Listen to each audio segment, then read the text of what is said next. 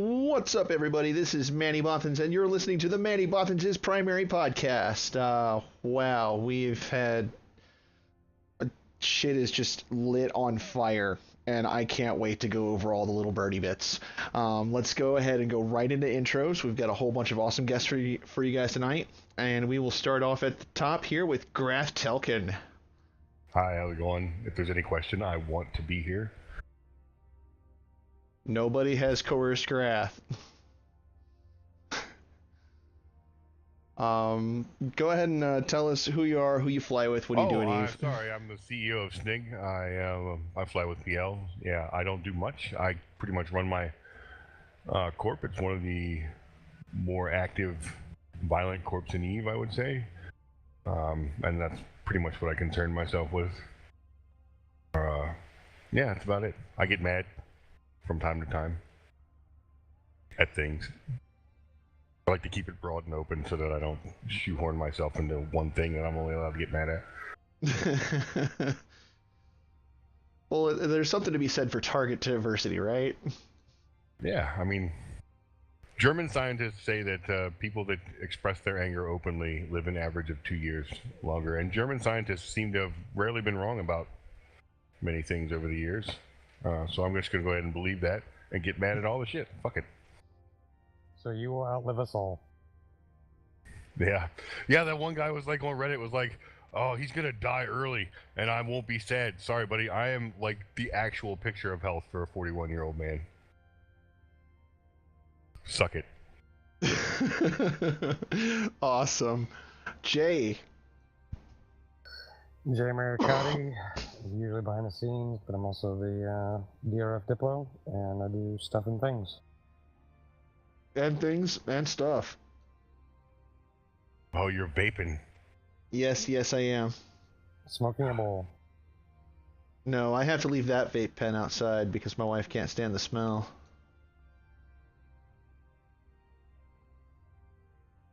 It makes me sad because it's getting really hot in Nebraska, and it makes all of my extracts super melty. Bro, I'm in Duluth. I got 20 days left, and it won't break 70 degrees, and I can't fucking wait. Give it to me. No more heat. Fuck it. I don't ever want to sweat again. I actually started peeping out Fairbanks, Alaska. They have FiOS there and fiber, so. My mom was working in Cold Bay this year. She goes there every year and works for like 3 months and makes her $40,000. And this season was nice and cool, but she's had previous seasons where she's in Cold Bay, Alaska, so far north and remote that you can only get to it by airplane, and it was 80 fucking degrees outside. I have a problem with that. I don't want to sweat. I left Maryland to come this far north because, you know, you take off everything, you're ass naked, sweaty, and hot. You can always put more on to get warm or burn something. Let's finish the introduction so we can get going. Oh, yeah, sorry. Weather aside, lady, it's your turn. I'm Lady Scarlet, NC leader, a Diplo, a rental guru, I guess. She's the person that made Bot Lord work. Northern Associates. I thought she had her hand in all of them. Yeah, pretty much. I was like, yeah, we talked to Lady Scarlet through like 2 or 3 different transitions. We only stopped talking to her once the Russians bought us out. Yeah, that was probably like in 3 times. Most likely.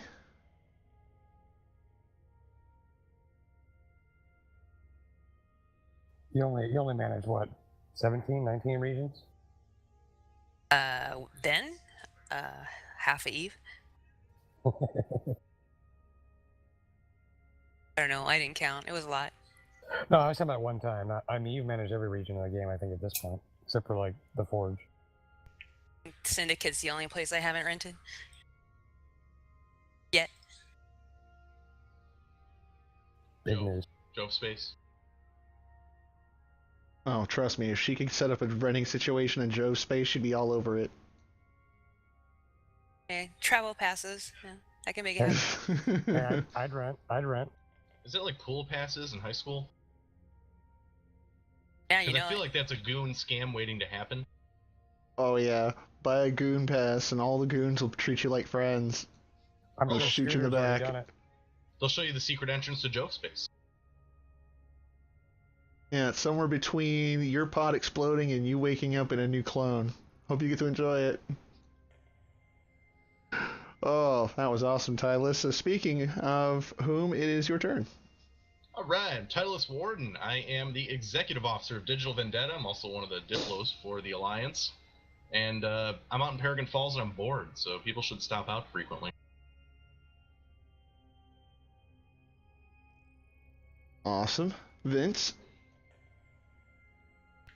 Hey guys, I'm Vince Drack and I am the leader of NC Dot. I don't do much leading other than FCing because that is what White and Lady do. So I'm more of a fleet commander. Hey, we gotta have somebody out in the field, you know, blowing people up, making the wheels of war turn.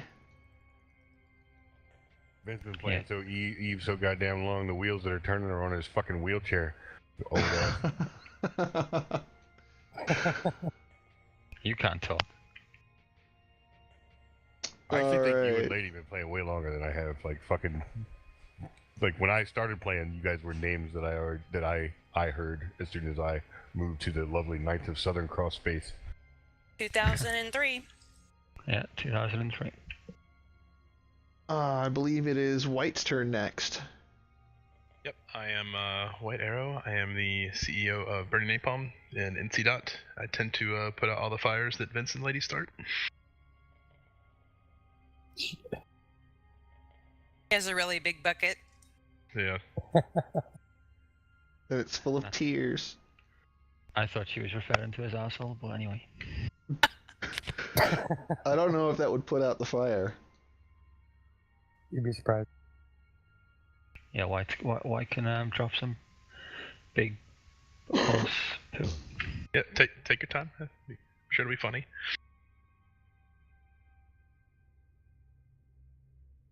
Thank you, Vince, for showing up. I know it's late for you. Yeah, it's late as fuck. I just got done blowing up some goons, so it's pretty good. Graf, did you come on that fleet earlier? We dropped all those Titans. Today, no, I didn't. I'm usually out of the house most of the day on Saturdays. Oh, you missed it. It was fucking hilarious. It's okay. I mean, I fired the first shots in anger out of my Titan that I bought off Pro God, by the way, the other night in that fight. So that's pretty good. I'm okay with that. Did you shoot Pro Gun? No, I did in my super. Yeah, for sure. He definitely drove his nightmares into a really bad position, and they kind of died in a giant sea of long-range fighter bombers. It's like, it was honestly, I'll wait. Finish your introductions. I can't do this to you. He's so excited. I believe Predator's next. Hi everyone, I'm Predator, Predators normally. I am currently second in command of FCON's military. I just stepped down about 3 months ago. I was number one in command of FCON's military, and all of Phoenix Federation for that.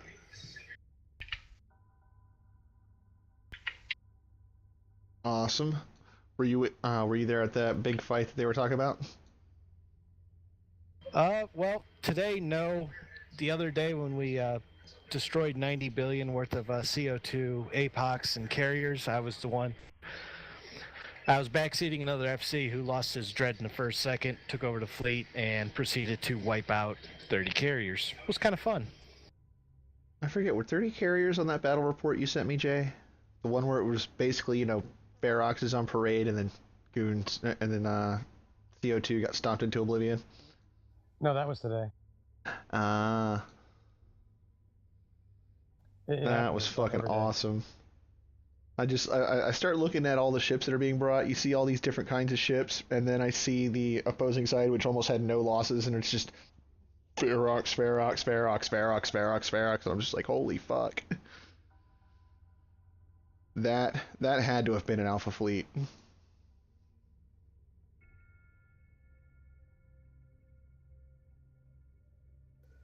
So, Graf, you want to talk about Mr.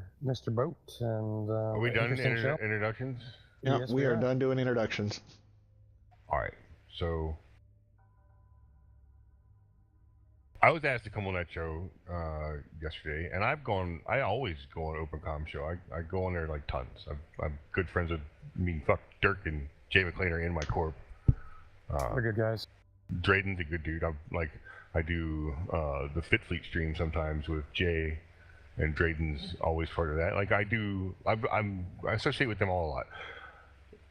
And so going on the show is not really that big of a problem. They told me Boat was going to be there, and I operate like I've actually bought Boat a beer. Boat's bought me a beer. We shook hands, stuff like that. And so in my mind, at that point, we will not do the stupid thing that we will not do the video game stupid thing to each other. We're now operating on a different level. I've met you.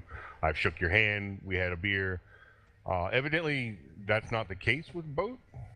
Like it's weird because like even Matani, like me and him, I don't like. There's not even any. We don't even like take jabs at each other on forums or Twitter. I just don't carry it in that way with him anymore because I've hung out with that dude. I bought that dude a hand grenade and like got real fucking drunk. I hit his fucking weed vape in a fucking hotel room or whatever. Like so, I handle myself differently with people that I have associated with. Like if random dickhead from Goonswarm just told me a whole bunch of stupid lies, like I'd probably just blow it off. Like honestly, like okay, you're just a fucking dum-dum, and I'll just move on with my day.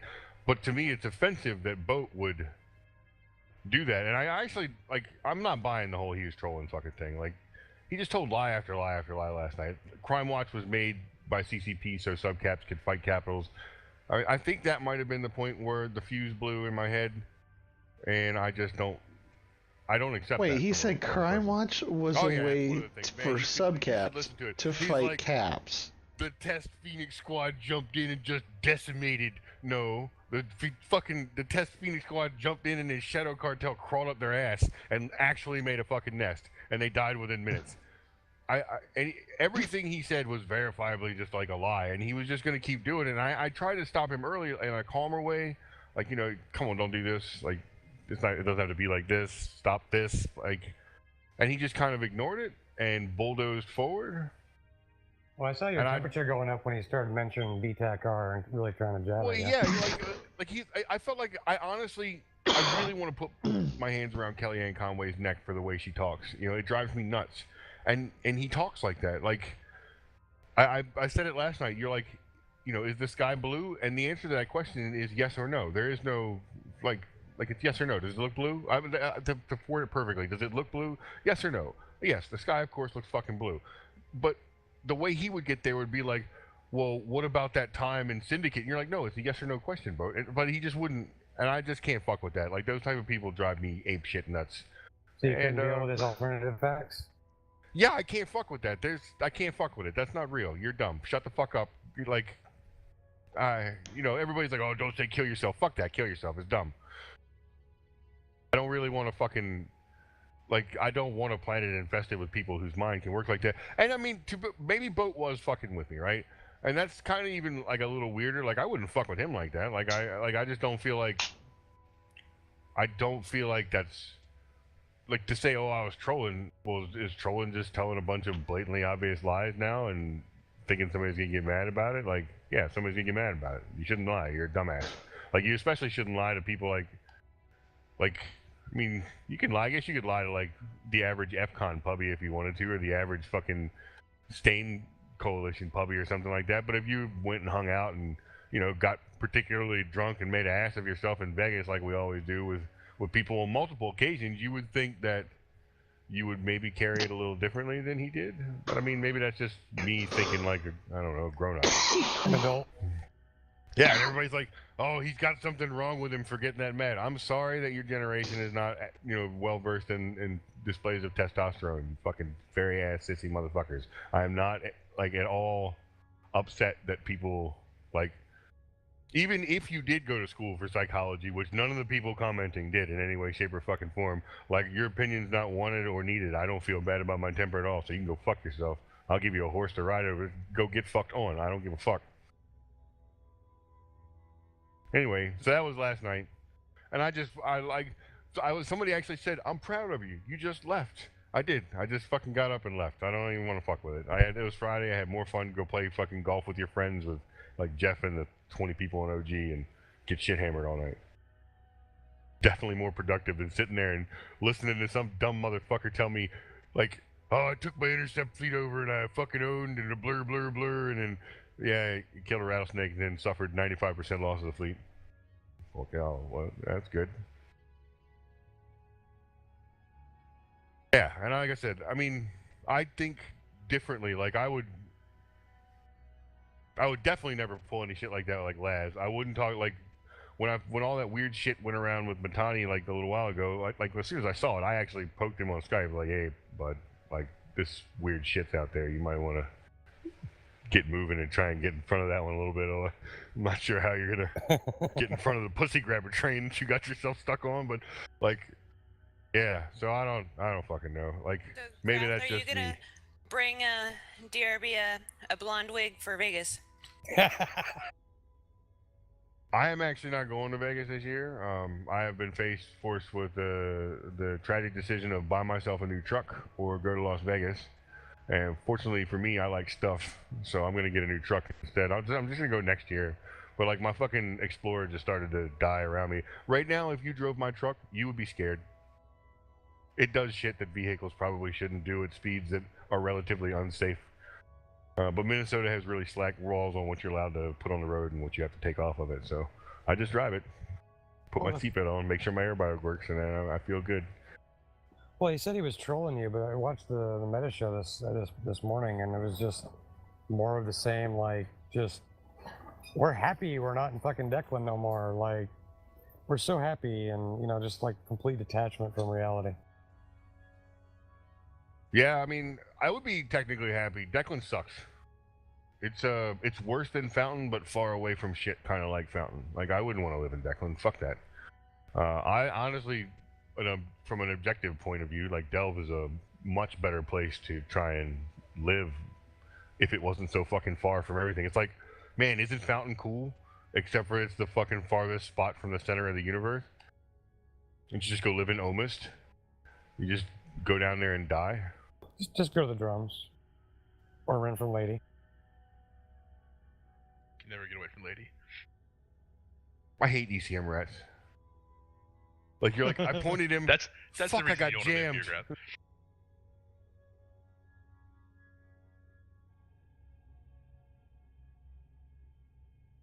So which award do we want to talk about now that we got that out of our system? Could just go north to south. So listening to Meta Show, you guys are getting your shit pushed in or something. I don't know. You guys are getting destroyed. Are we? I guess, according to It hurts. EBRB. That would be a question for Vince. Hey, Vince, are we getting our shit pushed in? I got more kills in the past week than I got in the past 3 months combined. I've been playing the fuck out of Eve. Vince don't know shit, dirty old blind man. I know you. Wow.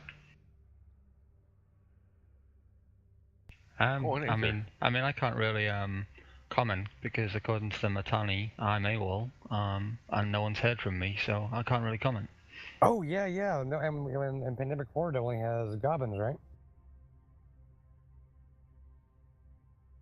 I don't know. I don't listen to that bullshit no more. But I seen something earlier. Someone linked me something like a TLDR of this stupid fireside that he does on a Saturday evening for his people. You should just dump the chat log between me and you on Discord. That's pretty much you talking every day for the past 5 days about dumb shit with me while we're playing Eve. I've not seen Vince this active in probably a year, maybe. Yesterday, I like him when I need to. Graf, why are we getting raped on Citadels? And I'm like, Vince, what are you talking about? I got a 1% market tax. He goes, I don't know. Somebody was crying. I'll check. Like, we talk almost every day. By the way, you never got back, so I'm just gonna assume that somebody was. Yeah, I got bored of wiping the tears up, so I just left it. Oh, yeah, that's good. Oh, don't leave the tears to rot. No, that's a waste of tears. You find the tears dry out in the end, and they shut up. So. Of course, who was it that was it Killer B that like just boasting an entire fucking fleet. I think Thursday or Friday, he boasted a hurricane fleet in VODF next time the show, I think it was. Yeah, they complained instantly about AoE Doomsdays. Because they haven't been around for like a year and a half already. Well, so it's cool. There's a bunch of new goons, and the new goons are just getting to cry about the shit that all the old goons cried about like fucking 5 years ago, and like gave up crying about and just got over it and got their own super and their own Titan and shit. Now there's all these new fucking younger goons that are like, "Ball supers, ball Titans," and you just get this big stupid grin on your face when you're reading their shit because it's like, I've been here before. Well, I know how they're going to even be more upset now. Look at the, I posted a link at the bottom of TeamSpeak. I don't know if you want to show that to the stream, but they tried to kill an NC Sertio earlier. Asher rage formed. He bridged into system and then got bombed by Bomber's Bar and lost 70 battleships. And then he made his people sit in an Astra house for 90 minutes whilst he waited for NC Dot and PL to go home. And then when he thought we had gone home, he tried to bridge them out, and we just logged in our dictors and dropped. I don't even know how many Titans are on that fucking thing, but it's a lot. It is a lot. Holy shit. So yeah, so they lost 70 to bombs, and then they ate shit to all of those super caps. Huh. They're gonna be mad. I'm giving this one the slow scroll. And that was after that? After the Bomber's Barn? Yeah. Oh yeah, Jesus the Christ. GIF, the bomb run get like little short there video is amazing. Good, wasn't it? That's some 4th of July level fireworks. Bombs OP, Nerf bombers again. And Foon's a shit. Who knew? Everybody else is who. Well, it's understandable to a point because of void bombs on citadels. There's really only 3 weapon systems you can use to siege them, but that's literally only for reinforcing citadels. They're not good in a fight. No, Predators, they're fixing that on Tuesday. It'll get better.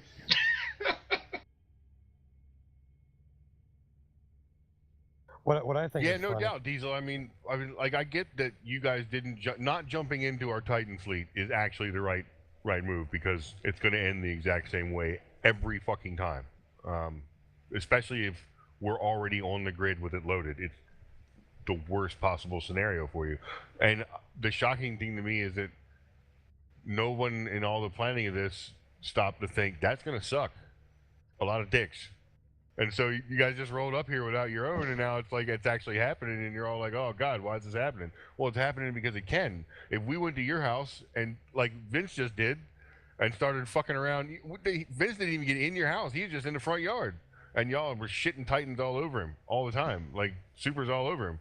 So it's like, why is this happening to me, even though I just ran the same fucking playbook like a month ago? Who is this shocking, and what inquiring minds want to know?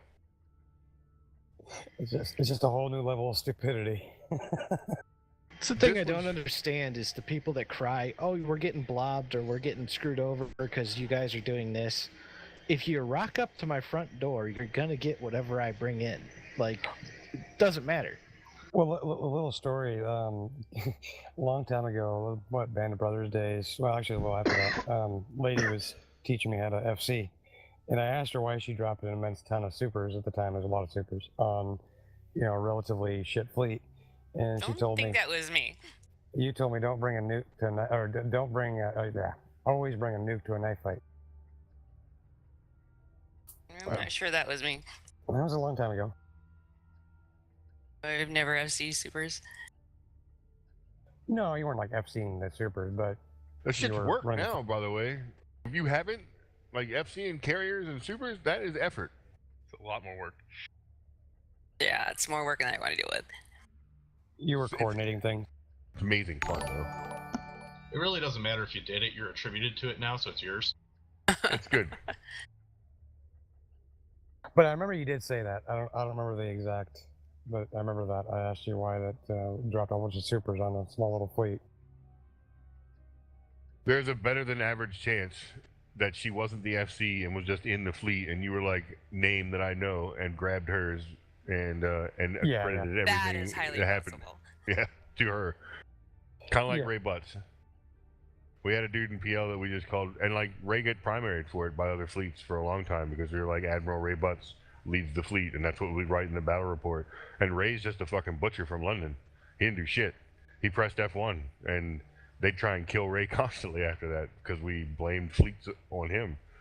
And yeah, I would see you blaming Lady for shit because she's been blamed for shit for years anyway. Diplos always get blamed for everything.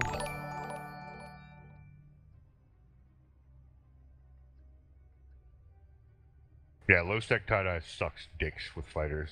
Crime Watch versus, like, Crime Watch blows for a carrier or a super to deal with. So many checks. And then if you set off, like, one of your fucking nuke bombs or web bombs or hand of gods or whatever, it's just a million times worse. It's... Oh, the GTFO. I think you guys, GTFO'd freaking Prograd's fleet like 3, 4, 5 times, something like that. Yeah, he was mad. He was begging by the end. He was pleading for mercy. I think at the end, he just killed himself to not have to deal with it anymore.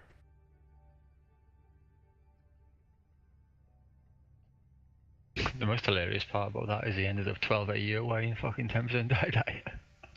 Right, but I'm pretty I thought you were pointed for a minute once you appear in 60, that safe zone. 60 seconds. Yeah, you're pointed for 60. So, like, not only do you appear 12 AU away, you have to wait 60 seconds in 10% time dilation before you're even allowed to move. Then you gotta warp all the way back. So that's like 10 to 20 minutes, depending on the time day. It was huge amounts of time, and it wasn't taking them all in one group. It was grabbing them one at a time. They were just like, boop, boop, boop, boop, boop, boop. They disappear. It was amazing to watch. And then they end up appearing like that out in the safe spot. Oh, so good. He was pretty mad. Having shared some command comms with him recently, I can only imagine what that sounded like. It would fucking suck to have to deal with. I would have to figure some shit out way faster than getting hit by it 4 times, I think. But I mean, he kept coming back for it. Like, that would have just been like... until he even comboed him before the last one hit him. Fuck this shit, I'm going home. Close Discord, let's go. I heard somebody say that, like, he messaged Killer B, please don't do it again, or, you know, can knock it off or whatever, and they hit him instantly. Killer B is like, fuck you, and then he fucking GTFO'd him. Well, they did it the first time, and then he convoed, I guess, Killer B, and I'm not aware of the actual words of it, but the gist of it is, please don't do that to me again. Which Killer instantly relayed to Doom Chinchilla, who instantly had another Titan do it, like, right as soon as he said it. And then he comboed him, and Doom's the one that said fuck you to him, and that's when the dreads came in. Like, at one point we thought test caps had stood down, and then Doom's like fuck you and hits him a 3rd time with it, and then the caps came back online and came in. It was crazy. It's good to see, and that was all engineered by, like, Doom and Dankel and all these guys that have been doing all the FC work for us now. They were like, I want to GTFO the shit out of stuff. That's good. I like it. And there's a level of confusion when it hits you the first time, I think, that fucks things up for a good 20 to 30 minutes in a big fight like that. Well, especially with the delays in the tie-dye. Like, most people just are not used to fighting in tie. As long as it's been around, there's still people that aren't used to it. There's still FCs that aren't used to FCing with tie-dye, so... It's not... In this fight, it's particularly bad. Like, I refuse to go into any detail about it because some of them will listen or might go back and listen, but they are fundamentally not understanding what they're doing wrong in these fights. They have zero concept of it in any way, shape, or form. If you can understand, like, their thought processes after these fights or whatever, they just don't see what they're doing wrong, and they're like, some things changed, like, between the first and second big fight, but none of those things mattered in any way, shape, or fucking form. Like, if that Nyx had a DC'd, it would have been a goddamn like Custer level slaughter for them. Thanks, Short, by the way. But yeah, like I don't want to, and I won't talk about what we do, like as far as like the tactics that I've seen us use at that level right now, because I don't want them to fucking know. If you honestly are this far off and you came to our house for the fight, I'd rather you just be stupid and beat the shit out of you every single day.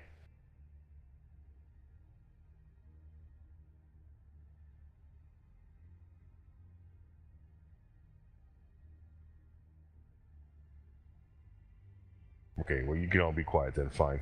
So what do you think they're gonna do going forward? I mean, they brought anywhere from 600 to 1,500 caps, depending on what estimate you believe, right?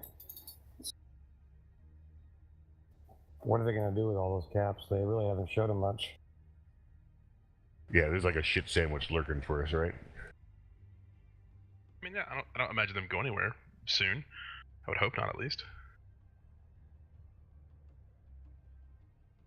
See, that's the interesting thing about this is you hear people saying User things like entered your Graf just channel. said, and you hear things like White just said, and that is pretty much. I hope they don't leave. But in their camp, this is supposed to be what's the word that he uses? Like grim. Like they seem to think that they are making this like grim as fuck for us, but the reality is I don't know if anyone's been watching, but PL was staged in Jamunda in Kursk before this kicked off, and we were staged in Gehi, both down south. Between us, we were getting anywhere from 90 to about 130 people in fleet in our strongest time zones, which is okay. Which is okay. I think Graf's quite happy with that, and I know the other PL boys are pretty happy with those kind of numbers. But these fuckers rolled up on our doorstep, and all of a sudden, we're rocking 400 fucking. Yeah, I see 400 fucking pilot fleets. Way to be blobby about it. But no, I mean it's one of them. I mean that Hakonnen fight the other night, I think PL had like 170 subcaps. I think we had 170 subcaps. I think we had about 210 caps. I think PL had somewhere the same. I mean that's 800 characters just from 3K man alliances. Yeah. People we haven't seen in months are actually logging in for this. Oh yeah, I got a bunch of dudes who came back. Like a bunch of dudes who came back. Fuck, Floppy's even playing Eve again all week. I heard Mr. V been showing his head recently. We'll see how that works out for him, because you know, I mean, Laz is trying to give not even the advice Laz wants to give isn't about fittings. It's not about what fleet comps they're using. It's just about the basic flow of what you're doing as an FC and how to improve it in a way that helps your fleet not suck dicks for 5 minutes at a time. And they won't listen to him. They ignore him completely. Oh, yeah, he's so frustrated by it, and I would be too. I mean, like, he put a lot of work into Goons and helped, you know, do stuff for it for, you know, a few years. They'll have it all. It'd be like Vince going AFK for 2 years and coming back finding out White Orc could fuck everything up, like everything. It's possible too. But I mean, this whole experience, like, really, I mean, I know at least for NC.Dot, like, this, like, the last months, we've had to travel somewhere and really downgrade what we take. We couldn't take supers, just like PO Camp. We can't take stuff with us to get any kind of a semblance of a fight. And we really have to kind of put ourselves out there just to be, okay, there's a decent chance we're going to get just curb stomped everywhere we go, because that's the only way we can get a fight out of it. So, awesome. Goons want to come up north, and we actually get a chance to just throw around everything we've got, man. That's what we all want to play. That's what most of us, at least in NC, that's what we all play the game for. So I'm not going to argue with this at all. Our supers have been on standby since the SH1 fight against CO2. Yep. Like, that's when our super fleet last got to do anything at all. They're just sitting here chilling. It guards the north, and it's obviously a formidable fucking opponent, right? Like, so that keeps the north safe. What we need is a subcap fleet in position, and we've got, you know, a great big fucking pit bull in the yard. No big deal. Don't forget about those ticks, though, Graf. Don't forget about those ticks. Oh man, they're so good. Good. User entered your channel. It's really giving you like the option of asking more, though, right? Like I said earlier, I'm currently asking that like SNCC members have 5 different capital halls. Who is around. Manny Bothans' tablet? Do you have a tablet? You do now. I'll give you 3 guesses. Is it He's both? obviously just on his tablet. So I had to make my operation a bit more mobile. Sorry about that. Oh. How am I sounding? You sound great. Sound good? Being on a tablet. So what Bo says that pretty much he's single-handedly blowing everybody up isn't quite maybe accurate, or might be alternative facts. I didn't even see Bo do a fleet since he got here, so.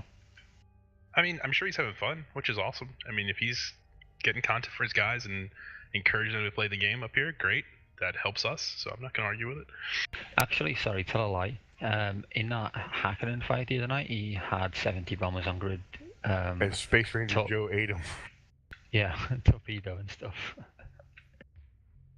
Did he really form up bombers in Losec? Like, does he not understand the concepts? He used torps. I mean, 70 torp bombers shooting a Macarial's gonna hurt. It is great. Like the bombers come in, and Doom's like, somebody needs to handle the bombers, and Dangle's like, I'm on it. And then like 2-3 minutes go by, and he's like, how are the bombers doing? Dangle's like, I'm killing them. 2-3 more minutes go by. He's like, where are the bombers at? Oh, they're all dead. Okay, well, fuck. Beautiful. That's what I mean, though. 70 guys in another mainline doctrine ship would probably do more for that fight than the bombers did. Depends Yeah, on what considering people you they can't are. bomb in Losec, that's I think the other thing is though is, I mean, they've came here in. I mean, a Typhoon's an okay ship. Like, it's a really nice ship, and it's got its uses. But straight up brawling fucking Macarials and supercarriers, no. you'd be better off in Maelstroms, I think, like using the old Maelstrom doctrine and trying to work out some passive shield tank for it. I feel like if you're not going to bring Macarials yourself, a missile ship that you plan on rumbling with 1,000 men on your side is not good. It's just not good. Yeah, not when your fucking DPS can be firewalled. Well, not to interrupt you guys, but we do have a new guest. We found Razor. Who knows? You found me again. Good evening, guys. A joke that will never end. It's It going to seems take it the is. place of Dreadit's recruiting status here very soon. Yeah, well, when we win fights, we usually post #found rather than local, so it's not too bad. I was in Razor for 2 days. I was in a fleet that you were in while you were in Razor for 2 days. I have a kill mail somewhere. I'll link it in a minute. You sound a little salty. No, it was good stuff. Man, they had a banned ship list that was just hurtful, shameful. All assault frigates were on it. A bunch of different command ships were on it. It was weird. So speaking of salt and bands, segue into Alliance Tournament, and we can talk about the South.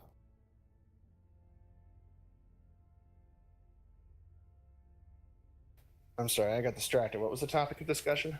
Let's talk a little bit about Alliance Tournament before we talk about the South. Oh man, I'm not involved in it this year. Yeah, and I have not been keeping up with it. Long story short, I've been out for the last about half a week or so with a really bad stomach bug that I'm still trying to get over. Oh, I'd hate to be And anybody in so- the losers bracket right now. That's for damn sure. Who made it to the losers bracket? Who's going to make it bad for them? Only like 5 of the top teams in the last like 7 years. Oh yeah, look at that. There I am. There you are. Flying my nanosec. I actually looked that up months ago and I remembered it. I was gonna say, if I took that effort going through all the kills, it'd be a while. Wow, this is pretty good. Graph is in Razor. But I was in Goons for Yeah, I remember 60 that. days. Yeah. And I was in MC. Like, I was the cancer that kills most things. You had a good go at PL, but it doesn't seem to work. I was in what the fuck is it? STK Scientific, so technically I have interacted with Sister Bliss because I was up there with Fatal and Empire too. That's a name I haven't heard in a while. Fatal Ascension. They had a big fight in BKG where they fucking switched, like, they surrendered mid-fight and didn't tell anybody while we were fighting. That was good. Shit just starts disappearing off your overview and they're just still firing at you and killing you. It was good stuff. Sister Bliss was the main FC for that. I didn't know at the time that he was such a fucking soft, whiny bitch. Sorry. Seriously, he used to post on Kugu, right? Like, if you were posting, like, me and Malcanis to start throwing jabs back and forth, Sister Bliss would send you a fucking PM through the forums reprimanding you for talking to one of his members like that publicly. At first, I thought he was, like, maybe, like, some weird role-playing guy, but no. He's super British and stuck up.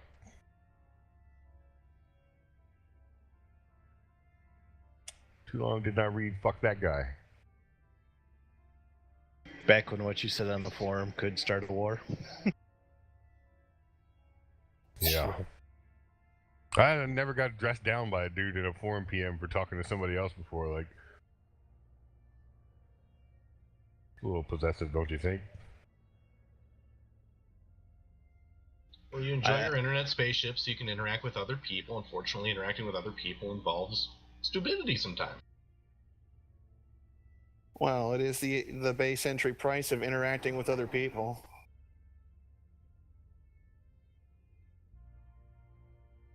You put yourself out there and you let yourself get disappointed. You should have had lower expectations. So, Vince, do you want to talk all about 18? Yeah, I mean, we can talk about it a little bit. I mean, like Grass said, I mean, I don't Alliance Tournament isn't my thing. I mean, I just pay for it, so. Or white area? Does anybody want to give their opinion on the last couple of weeks? Yeah, I mean, for the most part, I mean, I think, unfortunately, I've been moving house the last 2 weeks, so I've kind of been catching bits and pieces of it. I pretty much long enough to sell the AT guys to stop losing or don't lose AT ships and then don't log in again. But it seems pretty entertaining. The top 3 dudes from last year are all down in the losers bracket, so that'll be interesting, I'm sure.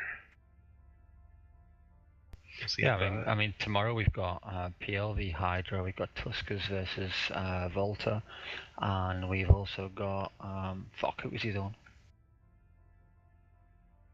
one? Exodus versus I can't remember, but yeah, I mean, basically the top. None of those are lightweights.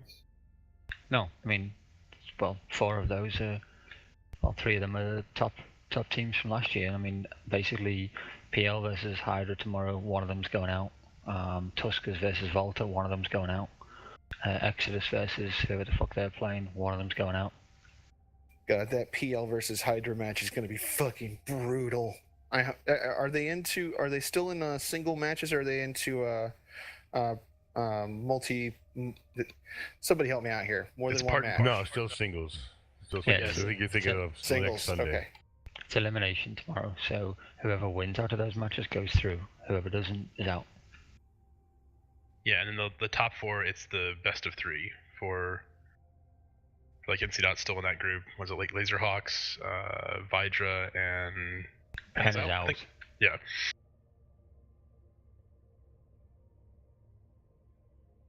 I love how Hydra essentially brought 2 teams. There's a few alliances that tried to do that. CO2 tried to do it. Somebody else tried as well. And then like our coalition, we had 2 or 3 teams in it. The FCON team, like the FC that was actually running the tournament team and his backup, both were having internet issues when they went to actually do their match. So they basically didn't have any time to set up, do anything. All their shit crashed, and they just got online to get in it to do it and got wiped. So, you know, not unexpected. I think we were playing.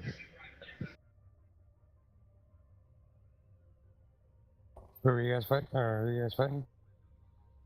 I gotta look it up again, because again, I don't really do the tournament stuff either. I leave that to some, one of the small game guys. It might have been Digital Vendetta. We can say that because kick bands dot, so. We might have won that like all to nothing. Oh, I forgot. You guys knocked out FCON. I will say, and this is from just outside looking in, the production quality from the Eve and T guys compared to the CCP stream. Eve and T guys just crushed it compared to the stream today. Oh, they did it fucking amazing. It's not even similar. It's almost a joke. It's kind of disappointing. Like CCP should like seriously just like hang up the towel. Yep. They just had like a camera just sitting on a desk filming stuff, and it was. I mean, I'm sure they put a lot of time and effort to it. I don't mean to bash it too much, but compared to what the Eve and T guys did, it was definitely not nearly as good. And I am kidding. It was a very close fight. Unfortunately, Digital Vendetta lost. That was the feeder rounds. Well, let's see. Yeah, we lost to Hard Knock Citizens in the first round. I was kind of expecting that to begin with, but I wasn't going to hurt the FC's feelings. I was going to let them dry. Ouch. Well, it's the quality of pilots thing. FCON does have some really good small gang guys. Do we have enough small gang guys to put together a competent tournament team every year? Yeah, that could be up in the air, because, I mean, you have to have so many different, because I came from Roe Capel a long time ago. Like, you had to have so many different doctrines and comps and guys that can literally fly everything in the game so that, you could just plug and play where you need them. And then you need those guys that are basically the subject matter experts for those ships. Like, this is the best Logi pilot I have. He's flying Logi. This is the best E-War pilot. He's going to know what he needs to do. And you see that from some of the other players in the tournament, where you have teams like PL and Hydra, where guys are just that good with what they're flying.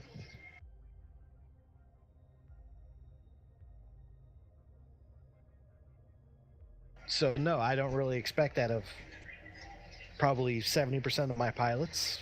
I mean, it's being realistic. So not to stir the pot, but I am kind of curious what the I don't know what you call it, the special place you have in your heart for FCON is, Graf. I'm kind of curious. Since we have FCON here.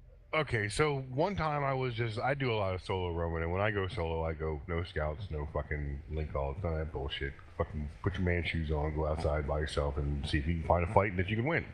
Most of the time, you don't find a fight that you can win. Like, if you're a fucking straight up solo guy and you can maintain higher than 50% was always the thing, like, you're doing good, right? Like, you'll die a fucking ton. So anyway, I roamed through FCON space one time, and like, they formed like 100 dudes to kill me. I think I was in a Nighthawk. And they talk shit the whole time. Like, amazing. Anyway, so basically fuck them forever, right? So then ever after that, like, I became the CEO of SNIG, and I have a winter hunting trip. And I usually, for a couple weeks in January, wherever FCON lives at the time, just go fucking sit in their space and pretend I'm a rototiller and tear shit up. It's fun. Like, one year we went and we lost a Falcon and a Saber, and we killed like, I don't know, 75 ships, including a couple carriers, and it's just SNIG, and like a dual tank fit fucking Galente Black Ops ship. That was amazing. It was shield and armor fit. He thought he was badass. I dropped my officer fit Widow on his fucking face and ate him. Great. But it's just fun for the Corp to have now after they. Because like I mean, I don't put Sinos on my ships. Generally speaking, the other night, if you watch Bjorn B's stream, he found my Kronos and tackled me in an Executor fleet. And I was already not going to kill anything by myself in a Kronos against an Executor fleet, but I kind of took the fight at the gate anyway to see if I could maybe like snag one and then fucking wait it out and run away while they were all aggressed or whatever. He held me and called for the Goon Jackdaw fleet. And at that point, when the Jackdaws showed up, like, I could tank, but I was only going to tank until I ran out of boosters. So I asked Dankel and Headliner to help me, and they dropped their Titans on it. They moved the Sino over from MO and dropped Titans on it and boson the fleets off of me to keep the Kronos alive. I generally don't like to do that kind of thing, but if you form 100 dudes to come kill me and then talk shit on me, I mean, I can motivate my Corp members to just go do mean stuff to your fucking space, like, quite frequently for the rest of goddamn eternity, because I'm a cranky old fucker and I'll hold a grudge forever. And that's just kind of like where my hate for FCON came from. Yeah, Fuck them. Like, that still makes me mad to this day. Like, they like 100 dudes. Just get 10 guys. It's just me. Come kill me. I'm a loot pinata as it is. My fits are all like plus 3 or 4 billion ISK. My pods are always 3 or 4 billion ISK. Like, you can pad your killboard stats off of 1 grad Telkin for months. See, I'm sitting here just laughing because, to me, and this is just me personally, and yes, there's disagreements at all levels. I'm not a big proponent of home defense. If you're roaming for kills and there's 1 of you or there's 10 of you, I'm not the type of person to be like, oh, we gotta form up and smash that. Well, if you can catch it and kill it, great. If you can't, who cares? But we got those people that are like, oh, I have to form up a fleet and Voltron up and smash it. It's 1 or 2 guys. They're gonna pass on if they don't fucking get a kill anyway. So who cares? Like, you're out here looking for content. Giving you a fight, sure. I mean, I've accepted 1v1s and taken them and honored them, but I'm just not a huge proponent of the whole, like, there's somebody in our space, we have to smash them instantly. It's just not my thing. I don't even mind if you smash them instantly. I just don't feel like you need to call the world to get it done, especially when I mean, I can't. That's my opinion, so like I will make no attempt to enforce that. But like I don't roam CVA space for that reason anymore, just because they don't really want to. It's 120 dudes or more for every single ship that comes through, or nothing at all. Like, it's really hard. Jeff found a gate camp of 2 dudes yesterday, and the 2 dudes, before he killed the second dude, had exploded to 70 people for a saber. Come on. Well, yeah. It's surprisingly funny how difficult it is to explain to people that they don't have to do home defense, actually. We're trying to get people stopping to do home defense because we have our PvP just staged somewhere else all the time, and it's not possible. People just jump on stuff and then they drop carriers and dreadnoughts. So it's. Well, you're saying you want them to not do home defense fleets, and they do the shit anyway. Yeah, exactly. Well, in all fairness to you, Grath, I mean, one of the things about PL, when you see a PL2 in your space, is you're always afraid that there's a 200-man super fleet behind it, right? Right. Yeah, I kind of worked really hard dying. I lost 70-some-odd billion in fucking Marauders in 1 year, and not one of them motherfuckers had a Sino fit. I worked really hard for it to be, like, semi-known that I don't. Like, Jeff doesn't, I don't. There are a few of us that, like, just like to do solo stuff, and the way that we worked at getting around it. Like, if I go roll through Amamaki Losec right now, motherfuckers will brawl me left and right, like, because I don't have a Sino fit. Like, it is known or whatever. And like, some people take advantage of it. When I used to roll through Goon Space, they know I don't have a Sino fit, so of course they drop a Phoenix on me, and the Phoenix burns out his fucking gun, so they go get Boat's Leviathan to drop that on me on my golem. Like, and I don't mind some shit like that. The original fleet that tackled me in Goon Space was a 15-man armor hack fleet that they brought a Phoenix with for some fucking reason. And that's kind of funny. I mean, I expect that to some degree, but like, when you take the time to form triple digits to go get a solo guy, I kind of think you might wear a dress when nobody else is looking, and and I will spend a decade doing a 2-week hunting excursion in your space every year. Look, Grath, come on up to Northern Peregrine Falls. We'll treat you right. I used to actually go there, but I don't feel like if I go in the U.S. time zone, I don't feel like I ever see anybody, or I go like. And I mean, I'm in a battleship, right? So it's already a Marauder, not the best roamer, but I'll do 80 jump circuits when I go. I'm in a police chrono too, by the way, so I'm out there spreading justice around your space. To be fair, though, I had been considering doing one of these Hall Dread roams that everybody's been doing lately, and I was definitely looking at the, that side of the drone.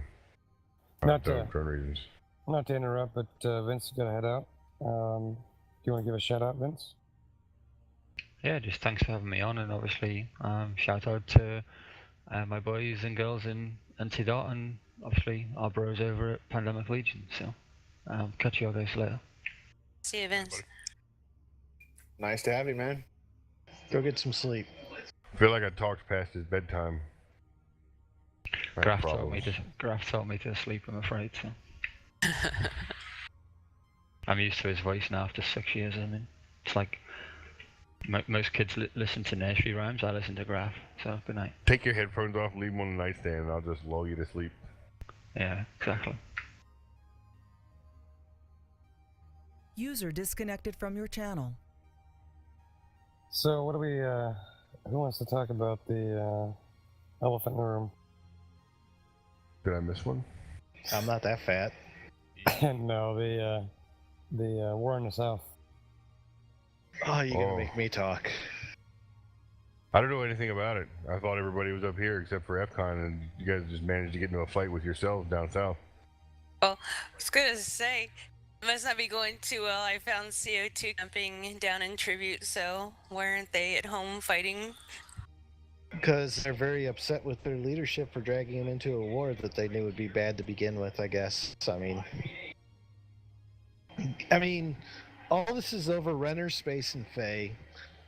Gigix got in a disagreement with Solar for one system, and instead of just sitting down and talking with the Diplos and getting it sorted, he decided to invade.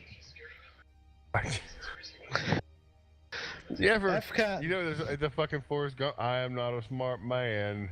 I feel like every morning he just wakes up, rolls over, and lets that line out. God damn. Is anybody surprised by this? Our Diplo sat down and told him flat out, and Tark told him, and I told him. told him. If you continue to hit and continue to escalate this in Faye, FCON is going to deploy and fight you. Like, we don't have a choice. We have an agreement that dates back to Stain War 1 over a year and a half ago or something like that. Like, well, not to mention you're in the DRF too, so I mean.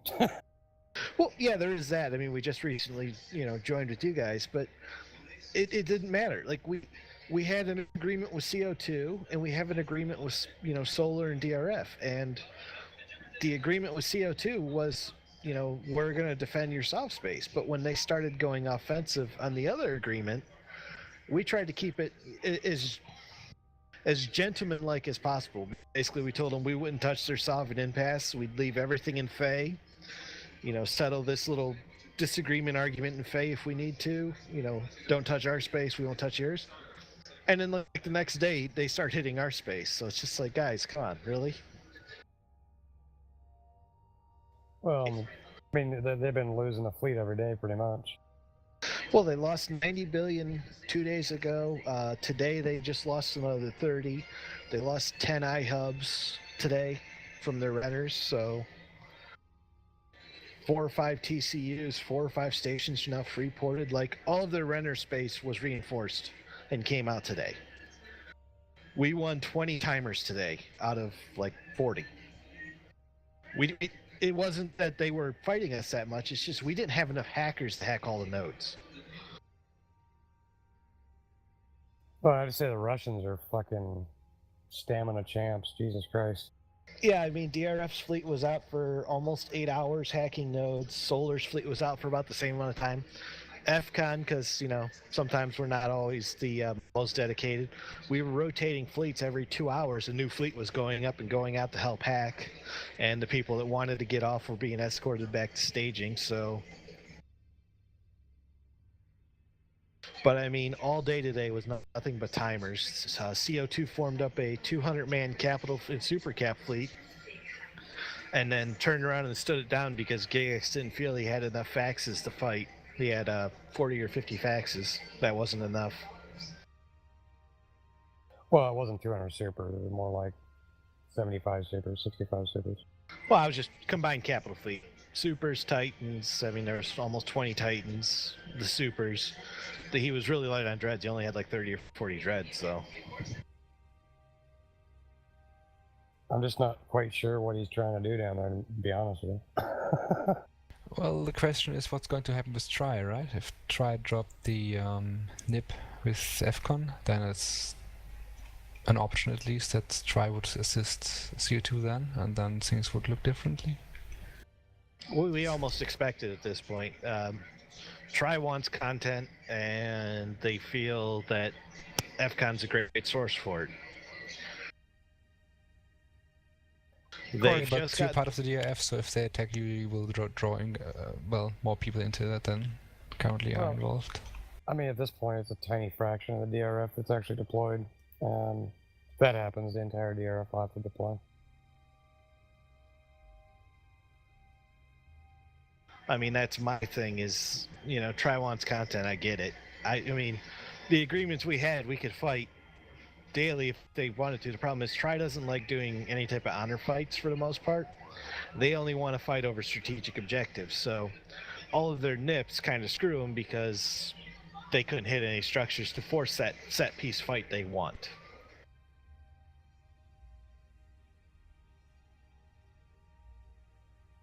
Well, it's definitely going to be interesting, that's for sure. I think, 500 billion has blown up in the last week? Pretty much. Not only that, but Phoenix Federation has been active in catch, helping Requiem, Brave, and all those guys defend their timers against Red Alliance. They're all legacy members. CO2 should be supporting them. They're not. CO2's mad that they're not supporting them in the war that they started. So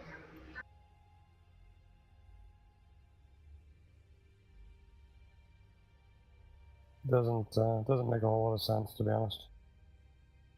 I mean, at least up north, it makes sense, right? It's goons want to shoot people that evicted them, right? But down south, it's like I don't see how GigX thinks it's going to work out well for them. Well, the war up north makes a lot of sense. Goons have been sitting in Delve. They've been getting filthy rich. Delve has great capital projection from where they're staged, so coming into Delve, they can constantly drop you if they actually have the people online to do it. The problem is being safe and secure like that and having 30,000 people to deal with, you don't have content. You don't have anything to do. So if their SIGs aren't constantly deployed to give content to members, they have nothing to fight. They have nothing to do. I mean, so going north and picking a fight with PL NC Dot is amazing on paper because you're getting content every day. NC Dot and PL are going to give you a fight every day. You can fight over stuff that, it's offensive stuff, so it's not really affecting you that much. I mean, it's affecting the Rorqual miners back home. Well, you guys killed like 60 of them since they deployed? I think there was, I counted 300 billion Eskin Oracles and Supers dying in Delve before Goons fired a single shot. Those are fun. So, I mean, as a leader, it makes sense to deploy and try and get content somewhere and force it off of your doorstep. The problem is if you're already having money problems, which is the only thing I can surmise if you're trying to take more rental space, is you can't afford what you're doing right now. So that or those beam APOC fits. Yeah. Well, I'm gonna beam fit something, use it to fight battle cruisers, and not fit enough tracking so you can actually track the battle cruisers. It'll be okay.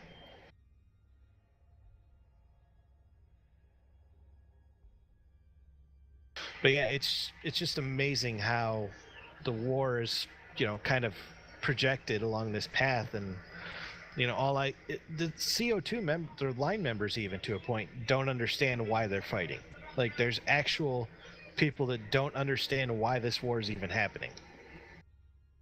Well, if you can see the channels that I could see, you'd be laughing your butt off as far as the right now GigX is ripping everybody's ass open for not forming up, and if they don't make a meeting, they're going to be booted from the alliance. Like, he's just raging over what's going on. It's like, you started it. Like, why are you flipping out? And it's not even a fight we wanted. Like, we were getting content helping and catch every day anyways, or every other day, or when PL was here. Like, we had content. We didn't need to start a shooting war with one of our neighbors and allies for a lot of stuff. We didn't need this. Like, not to say we can't fight or won't fight, because obviously we can. We have. We magically found our capitals the past couple weeks. That DBRB Rome, the dreads we dropped on their carrier fleet 2 days ago. So yeah, I do have to ask, what the fuck happened with the DBRB Rome? Because I didn't understand what happened in that fight.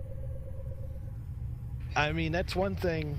If we have an agreement with you, we're gonna honor it. Like we fought till in World War B till it was quite obvious it wasn't going to turn out well for us. We even moved to Saranin after the fact and sat there for almost a month before it was like, okay, well, we're not going to wide out into you guys, so we got to go find space elsewhere for ourselves. Like, well, actually, we got both you and Forkroll. You guys managed to defend the branch, and you got some of the folks from the other side of that actually all in the same room.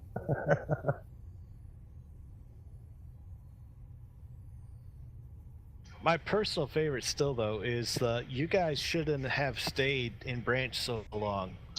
When almost 3 weeks prior to that, because I knew I was going to be inactive for a 2-week period or so, myself and Littlefish from Razor had talked about it, and we were going to move both FCON and Razor down to Saranin with the rest of the Imperium, because it made no sense for us to be up north if basically both leaderships weren't going to be there to effectively manage everything.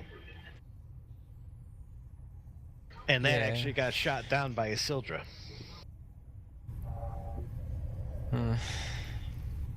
Well, I wasn't in the military command back then. I was only the main capital FD for Razor, so I was dealing my part of the game. But when we lost the fight in UQ9, I think, and it was very clear that Branch was not being to be held, I was quite surprised to see FCON saying we will stay in Branch and fight further. And try to evacuate our supers fired by Declan. That was quite interesting to see, but yeah. Well, we were told that they'd actually cover us to get through into Declan. Okay, that's interesting. Yeah, I said, well, back then I told our military command we're not going to evac our capital to Declan, we're going to be evac to Intervenal. Because I saw no good option to do that. I told people that, well, there was traps ready, so that was no way to do it. And basically, yeah. I also told that to Pandora to tell it to FCON leadership, but it didn't work, I think. So yeah, Razor pulled out back then and Intervenal, which worked quite well for our Super Cap fleet at last. Those were some damn good fights, though, in Branch. Yeah, some of them were, and some of them just weren't. Like, yeah. There was a test battleship. It was one of the super building passes. And the problem with it was the super in it had finished building like 5 days prior, or the Titan, whatever it was, I don't fucking remember. So according to the API, there was nothing in it. FCON was set up to fight the Tri-Fleet coming from one way, and there was a test Maelstrom's fleet coming from the other way. And all I told the goons is, why don't you just set up a bomber wing and bomb these guys in one of the in gates and just delete a test fleet? Like, it's not that hard. And the answer I got was, well, there's nothing in there in build, so we don't see a reason to fight for it. Come to find out, there's a fully finished Titan in it a few days later that just hadn't been delivered. Rip. But remember, there was no supers or Titans killed, remember? Well, my thought process is, and I can kind of get, because I mean, I've done it myself. I've, blue balled or hell dunked. But in a situation like that, where everything that's coming to the fights, no, you know how many Tri has because we got the intel. You know how many Test had. Now I can get not trying to form up everybody, because the second you start pinging for mass fleets, everybody else starts forming up. But I have always had the mentality of, even if there's nothing in build, you treat it like there is something in build. Because it's not like the kill mail will tell you one way or the other. Well, they didn't used to at the time.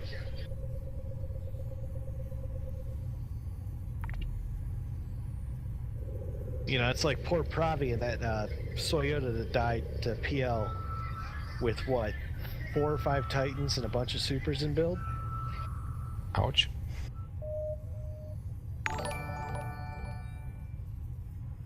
Did you guys bring freighters? Because I noticed there was a few drops.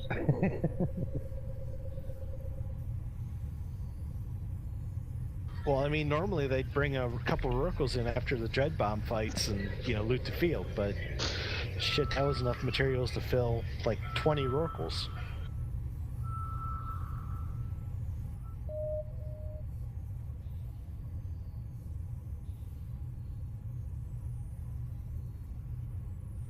You've been pretty quiet, Manny. What are you up to? You alright? Trying to be alright. Sounds like he's trying to live. Do you have a bucket next to you? Do I have what? A bucket next to you? Just in case? No. Just kind of winging it. Yes, I am wont to do. Don't die, mate. It's alright. I got good life insurance. Everything will be good. Excuse me. So I'm waiting. I'm worth a lot more dead than I am alive.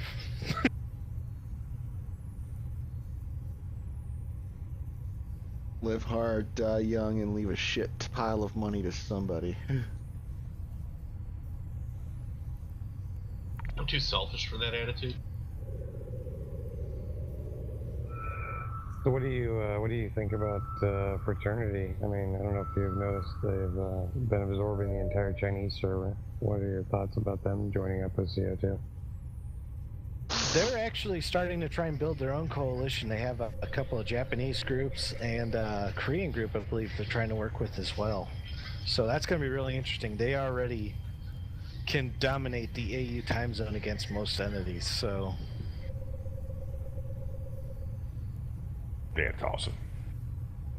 Well, I think they're holding like a couple seminars a week with like a couple hundred dudes in them to teach the Chinese folks how to connect to Tranquility since the Chinese server died.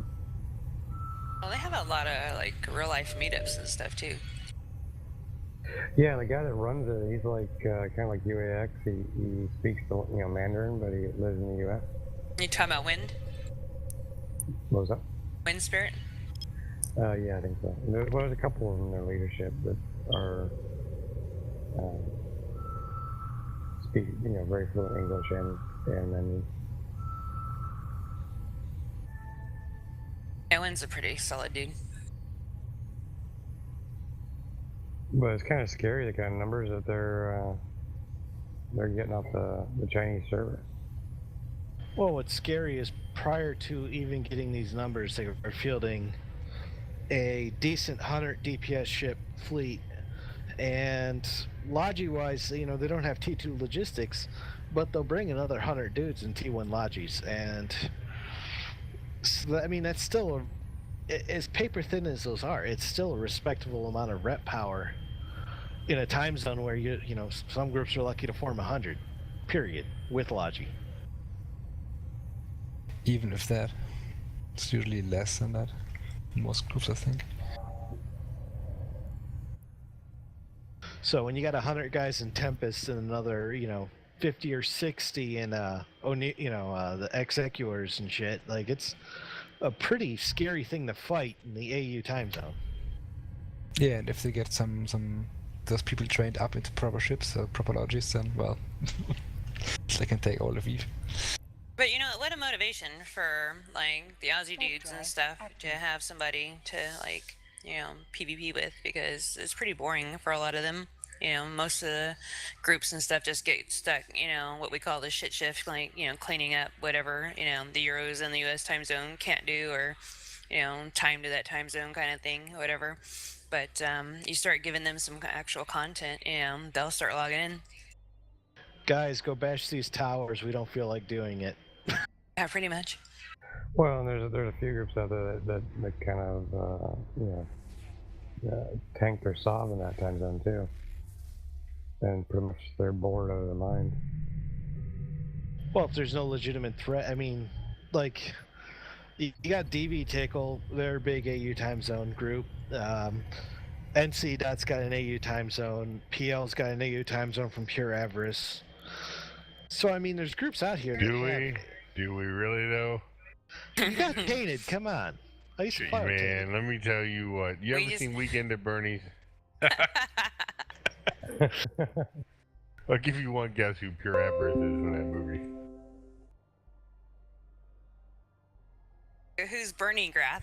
Yeah, that's fucking tainted orphan. Holy shit. Oh man, it's not good to talk trash on him, but there's like 3 dudes that are doing anything in that corp, and I feel bad for those 3 because they're actually doing good stuff, but the whole fucking rest of them are done. Well, I mean, I can't say too much. I haven't flown with them in a few years now. I still bitch at them a few times in TeamSpeak a year, but like, It was explained to me the original dude that ran the corp, that was the cult of personality, decided that he wanted to go to the gym and just outright quit playing Eve and turn the corp over to the guy that we got now. And I mean, I didn't know shit all about him. Like, they all came through Dan Sara and stuff, but I guess his personality is not quite as strong as the guy that had it before, so. you talking about Leo? I don't know what his name is. I literally know that little about the corp, but that's how the story got told to be. How I just related it. Like, I don't know what the guy's name was or anything, but evidently, like, I guess they could put 100 dudes on the ground before this. And then they couldn't afterwards, and they just never recovered. Dan Sar's like, let's rehab them. I'm like, there's 3 dudes. You don't need to send them to rehab. Take these 3 guys, and you can have them in NESW, and like the rest of the corp won't even notice that they're not here because they're not here. Now, do you think that's a loss of? Because I mean, you're talking about a group that used to be, one of the low sec guys constantly fighting, the other low sec groups like Snuff, Shadow Cartel. Do you think it's just a loss of identity that kind of killed them, or just that loss of that leadership? Yeah, I don't have anything else to base it on other than what I was told, so I would say leadership. But I mean, I've seen, like, Black Legion was like that too. Every time Elo went away, the level of dysfunction, and PL was that way while Shadu played a lot too. Like, when Shadu would take big breaks and shit like that, it'd be like a month before we got functionally operational after he was gone. And then if he came back, it ruined everything. Like, cause it just go back to it. Like, it could be rough when you base it all around the one figurehead. Right. I miss playing with Shadu. But I mean, Elo back in his heyday was something else, though. I gotta tell you. Yeah, I mean, no doubt. Like, no doubt at all. Like, the guy did some things really well. He did other things really, really poorly, and unfortunately for him, the other things that he did poorly had some really important shit in there that he didn't do good, like, deal with other people. Yeah, if he'd had a right hand, I think Black Legion would have been. Well, they'd probably still be around, but they'd be. He had a right hand though. He went through a bunch of different right hands, and every time he got a right hand, he'd fucking take a chainsaw, chop that motherfucker right off, and like cause an actual schism or make him uncomfortable. Like, poor Ips. I don't even know like how that guy managed to do what he did while he was there. Like, he would try and get things going, and then Elo would come back and fuck it all up. And then he'd try and get things going, and it's just got to be tedious as fuck. Well, it's like one of the things we talked one of the last shows was about FC run alliances, and that they have to have their their Lady Scarlet, right? Is that?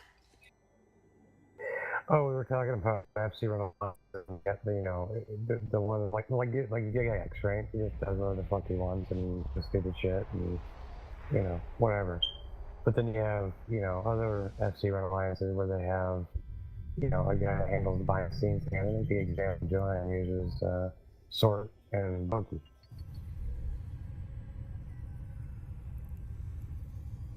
I mean, I think very rarely you're gonna find one person that can do all of that. Like, and that's the thing. So, I think that's what pretty much promotes any good larger alliance is you're gonna have those guys that have the personality and bring people into the group, and then you're gonna have the 3 people that kind of hold all the pieces together. I was gonna say, I mean, can you imagine Vince trying to do diplomatic shit, run the alliance, and FC at the same time? I mean, he'd probably hang himself. I do. That was how we lost Tribute the first time. User in your channel. I remember that. So I mean, we all have our roles to play. I think to be an effective leader for it doesn't matter, any alliance, any level. User entered your You need to channel. have two things behind you. You need to have a good manager, somebody that can handle all the shit you don't want to deal with, one way or the other.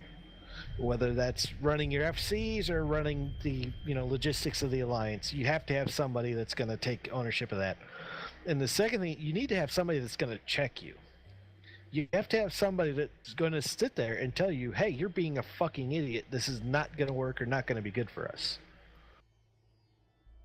If you don't have those two people, you're not going to effectively lead. Yeah, we keep about 10 or 20 of each of those.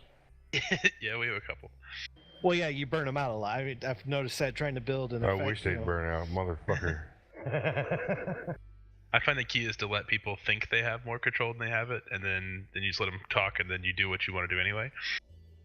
I think the best example of this that I've played with was Woosty from Convicted. If you let him talk for you as as the whole alliance, and you weren't there to try and fix what he fucks up, or fix what he fucked up trying to manage, like he couldn't FC, he couldn't Diplo for shit. I don't know how he managed to get. That's all Woosty? sarcasm. Like, yeah, I remember him. And he treated every shekel from the alliance wallet like it was his personal ISK. So, getting him like, Boosty, we need 5 billion ISK to fuel all the passes so we continue to make money. Why do you need 5 billion ISK? Because that's what the fucking fuel costs.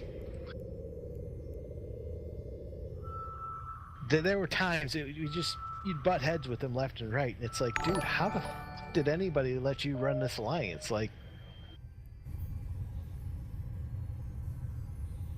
I actually left Convicted and joined FCON because of dealing with Woosty. Like, I was in a corp with guys I'd been flying with for 5 or 6 years, and I just told him flat out, like, I can't deal with him anymore. Like, I was running the U.S. time zone for the alliance. It was just too much of a fucking headache. So it was just like, dude, I'm out. All right, you managed to get. It's 11 o'clock my time. I'm running out of options for shit to go get some food from, so I'm gonna fucking have to jet. I'm hungry. I appreciate you guys having me. I don't have any shout outs to anybody. Fuck everybody, except for Lady Scarlet. She's cool. Love you, Grant. Yeah. I'll see you guys around. Have a good hunt for food, I guess. User disconnected Have a from good your one, channel. Gareth.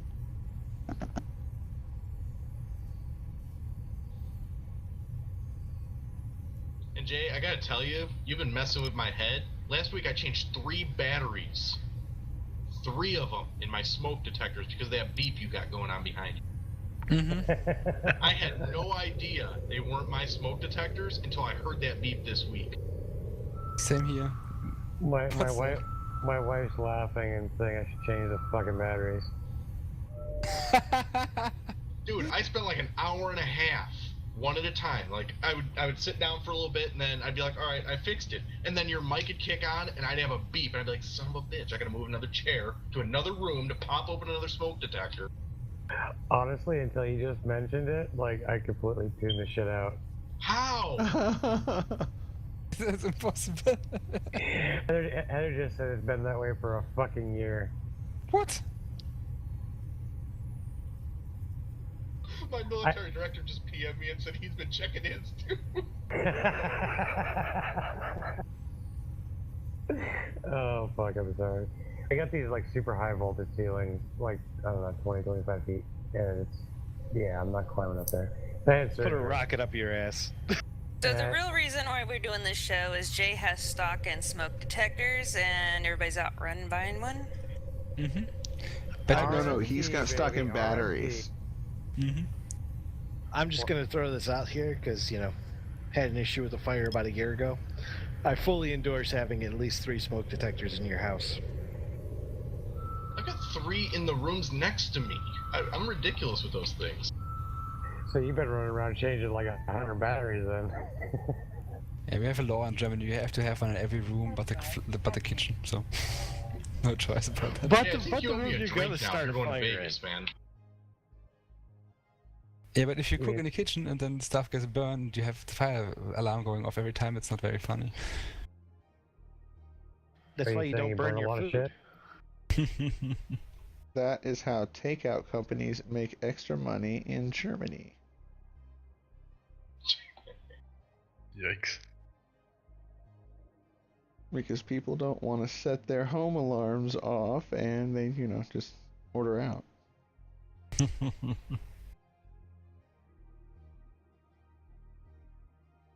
It's Where only do you fair, guys go for honestly. groceries? Oh, I have no idea, but I know every Chinese takeout place from here to Berlin. I'm horrible about that. I can cook. I can cook really well, but I don't like cooking. It's not necessarily the cooking part, it's the doing all the dishes when I'm done. Yep. Yeah, no, fuck that shit. I got 3 kids, no 4th one on the way. Like, it's a lot of dishes. It's just not worth the effort. A pizza covers everything. What are we having tonight? Pizza. What are we having tomorrow? Chinese. When are we not going to have pizza? When you learn how to wash dishes. Another 2 years when you can reach the sink. Unless, you hit that growth spurt. Wink, wink, nudge, nudge. Start growing. Just do it.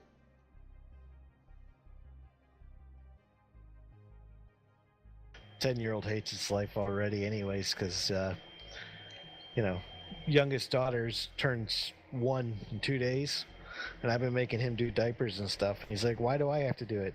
It's because you're the oldest child, and I had to do it when I was the oldest to 8, so... You just need to remind them of the two reasons adults have children: tax breaks and slave labor. You obviously do not have children. No, but it's what I've been told my whole life. Wishful thinking. Well, it's actually what I said in Iraq too. Because my first deployment to Iraq, my son was only like 6 months old, and when I would talk to my team about it, he was always daddy's little tax deduction. Till I got home and realized I missed the entire, kid sits on the floor, does nothing phase, slow crawl. I went from kid sits on the floor, does nothing, to kid sprinting around the fucking house by the time I got home. Oh, you missed out on all the good times. You know what the adjustment is when you go from being able to plant the kid in front of the TV and forget about him because he wouldn't move, to where the fuck did he go? It's quiet in here. What's he doing? Oh, I came out. So today I was almost late because I was taking the kids to the park, and I realized my son was wearing my clothes. I'm like, what the fuck?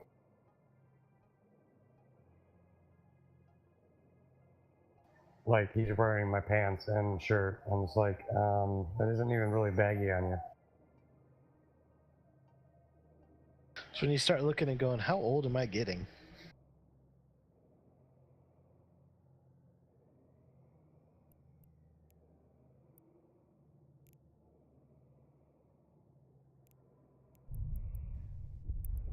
It's even better because I got a 5-year-old that's going on 13.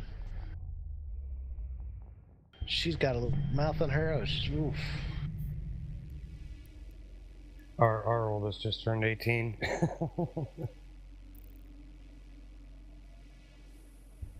I almost wish it was that far now. I just kick him out the house. Like, you want college? Go join the military. Go earn it.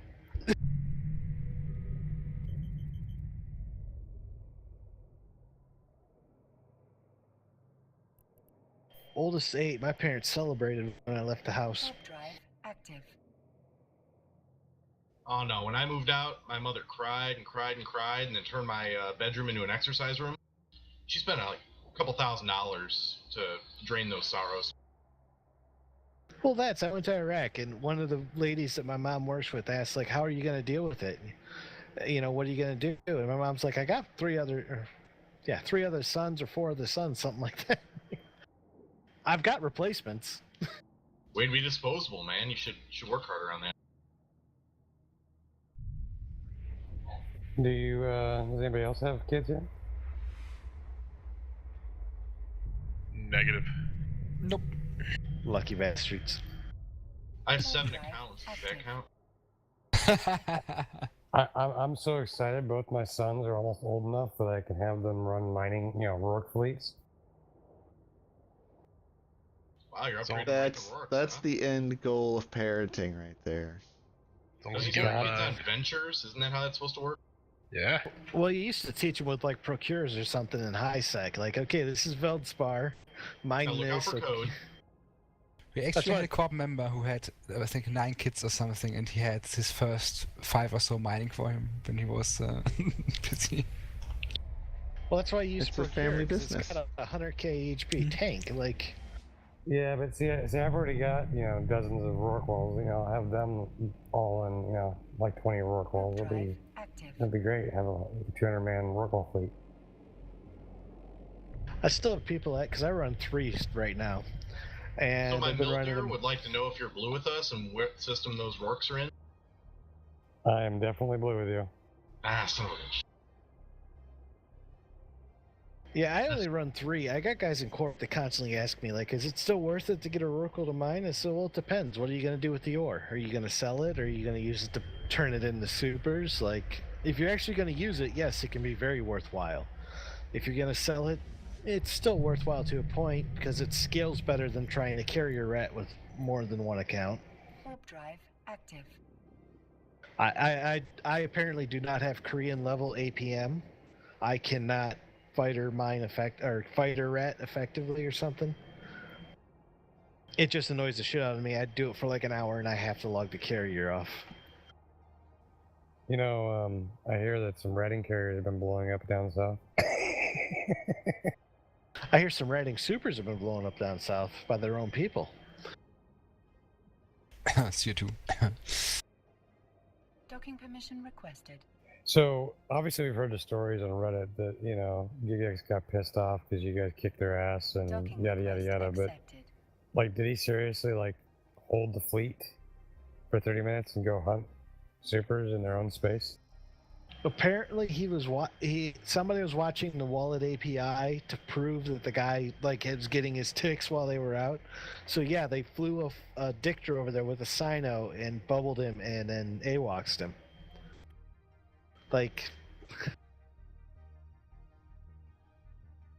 Honestly, that Reddit post that I posted about their stupid compressed ore and ice versus minerals, I was just doing that as a joke, and I don't know, got 400 comments and 300 karma. Well, here's the thing: if you actually have a local supply and demand, it'll get refined at your citadels. If you have reasonable tax rates, it'll get refined because it is more profitable to sell it in nullsec to somebody that's actually going to use it. Darn right. But somebody posted that their tax rates are 25% on some of those things? No wonder you got 25%. nobody doing it. I get set to 3%. I think I've got 25 billion ISK worth of buy orders up right now for nullsec or in nullsec. They never get filled. I mean, occasionally a billion will get sold. And we'll get them reprocessed and reset up, and sure enough, eventually somebody will come by and sell a little bit. But it's not that should be trivial to get that filled, and it's not getting filled. I'll sell you 20 or 30 billion. I was gonna say, I think I'm sitting on 16 right now. And you gonna move it over to my location where I'm buying it? Sure. He might, I won't. I don't deliver. We'll get in touch. We'll connect on this. That's like a day's mining. I'll probably mine that tomorrow. I mined it over 3 days. I took a system from mining 0 all the way up to mining 5 and then stopped because it's fucking age to try and do it solo even with 3 oracles to keep it at 5. I remember I was talking to stations a year ago. I mentioned that I had 60 miners, and Grath is like, "Where the fuck are you? What alliance are you in?" I'm actually pretty proud of my guys. A lot of them are end to end, so they'll actually mine the ore and then process it and then use it. But that's actually kind of nice. I'm digging it. They really want to be a part of it, and it's helping with engagement, especially during periods of low activity. Well, being a pure PvP entity is great, fine, and dandy. The problem is one, if you want to actually maintain any type of space yourself, unless you're just going to rent it all out, which, I mean, it works. Obviously, NC does it quite effectively. But unless you're going to rent it all out, like, you need somebody in there doing something with it, or your ADMs are going to be shit, and it takes somebody 10 seconds to fucking hack all your sov, literally.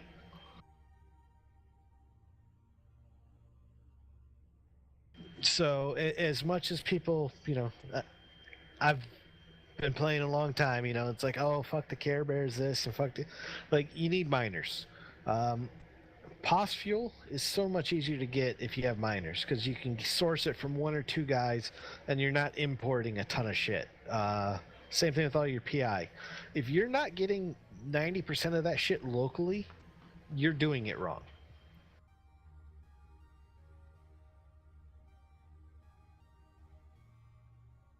Well, I think it'll be very interesting with the drilling platforms. I think indie guys are going to become a lot more important to most groups.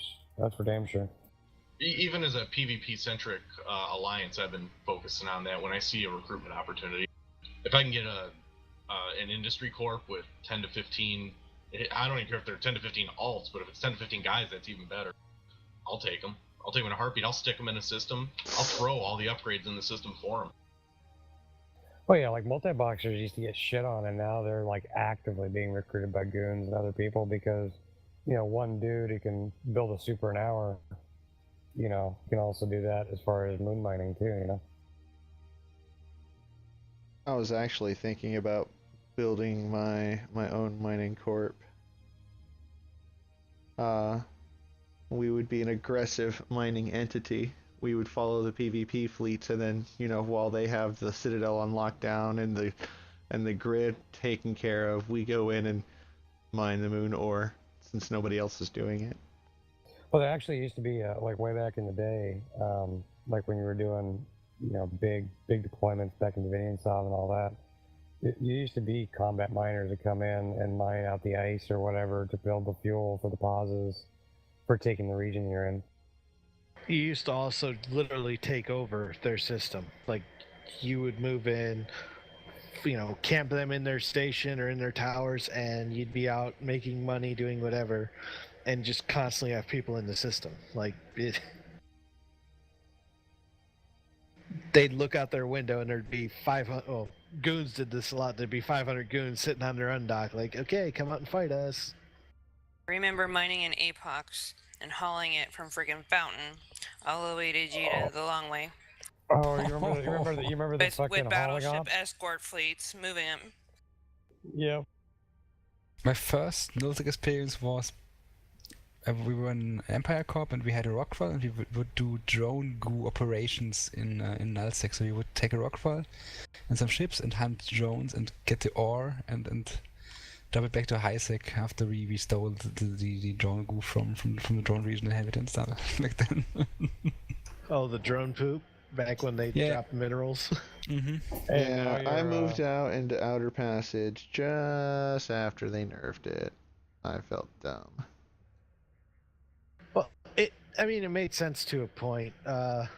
When you had entities that were literally paying PL or NC dot like a super system to help them take something over, and they were able to do that because it literally were just printing minerals daily. Like, they had no IS generation other than super sales or trading of supers, so... Yeah, it was great. Honestly, they didn't need any other disc generation. Yeah, true.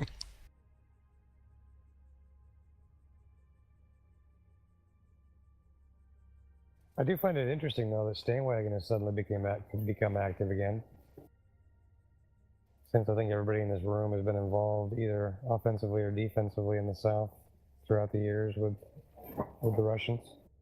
Well, not all of Stainwagon moved over to Fountain to begin with. A lot of them stayed in Stain. Red Alliance has been constantly harassing, trying to push and prod to see where they could drive spikes in Legacy. That's one of the really big things I saw, is CO2's actually been having Red Alliance help them fight in Fae at the same time while Red Alliance is, attacking their allies in Catch. So it's kind of... Well, I also heard a rumor they're allying with Tri, and isn't Tri freaking hitting Brave's moons and shit? Oh yeah, I mean, we formed up a couple times to go help Brave. We got blue ball the other day because apparently we outformed Tri. That was Brave, Test, and AFCON. I think Drone Walkers formed. So, whatever we save their forces are, mission accomplished. But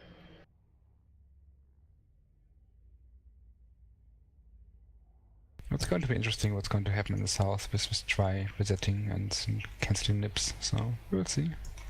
Well, see, the thing that I find interesting about the north is, let's be honest, goons are gonna get their shit pushed in and go somewhere else. But the south, there's so many old grudges, and there's so much, there's so much, I don't want to say bad blood, but there's a lot of shit on the line as far as personal shit for people, I think the big issue in the south isn't even going to be Tri. If Tri pushes the wrong way, it's not gonna, they're gonna lose all their space, and that's fine because that's kind of what they want to do anyways. They want to go out with a bang and become nomadic again. So, more power to them. What interests me is, CO2 starting this war. I don't know what's going to be an effective end state for this war at this point because GigX doesn't seem to be interested in, admitting he made a mistake and backing off. So if CO2 has to be evicted from Impasse, we have, their legacy coalition is going to have to pick a side. And more importantly, who's going to get installed in Impasse because it's going to be a power vacuum if CO2 gets evicted. Oh, well, since the same question would be to ask if Tri gets evicted from their space, so there's a lot of free space then to be sorted, right? And maybe there's a situation where we will see CO2 and CO2 and Tri teaming up and taking some space, which is currently not theirs, and other groups moving into the space that's getting free by then. So we'll see. Ultimately, Fozzy-Sov it did break up some of the groups, but as you can see, as everybody kind of got settled again, a lot of the groups, you may not have the same, it's not N3 and CFC anymore, and then DRF off to the ones. It's not 3 power blocks, it's like 5 or 6 right now. But everything always graduates back or works back towards being power blocks. The reason being is, Phoenix Federation, we were doing okay, but with some of our allies getting more aggressive and being the smaller of, all of our neighbors, eventually we had to pick a side somewhere because we wouldn't have been able to stand on our own long term. If Tri got sick of us, if CO2 got sick of us, if Test got sick of us,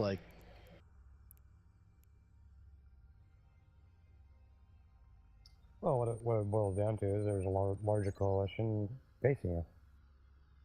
Or multiple, rather.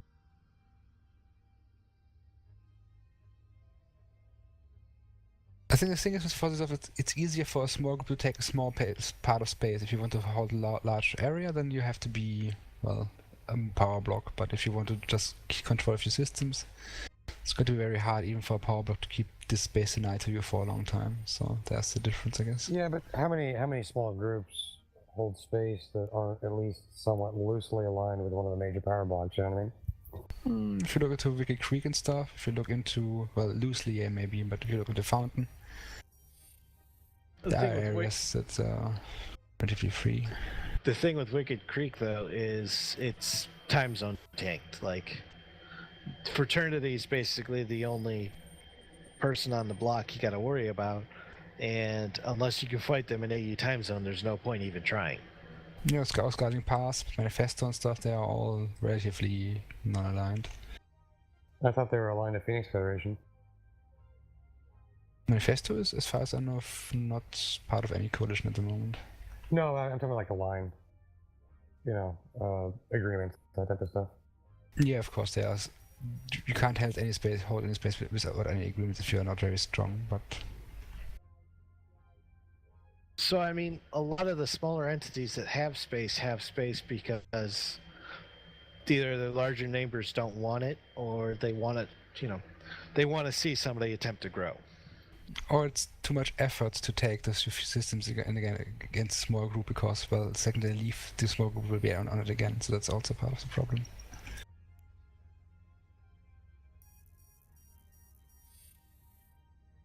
Well, if you're smart, you're gonna have smaller PvP groups around your space. So when you want to go off and do things, you have people who can like control the local garbage and stuff that comes through. Hey, I resemble that remark. But I mean, but that's how they grow too, right? You know, you work with them, you give them a location or something, and then, you know, they start becoming better and growing, and all of a sudden they're off doing their own thing. So I mean, it works for both, really. It's worked for Dive so far. It's been pretty successful. Had a couple of low-key fights over several months and grew population over time.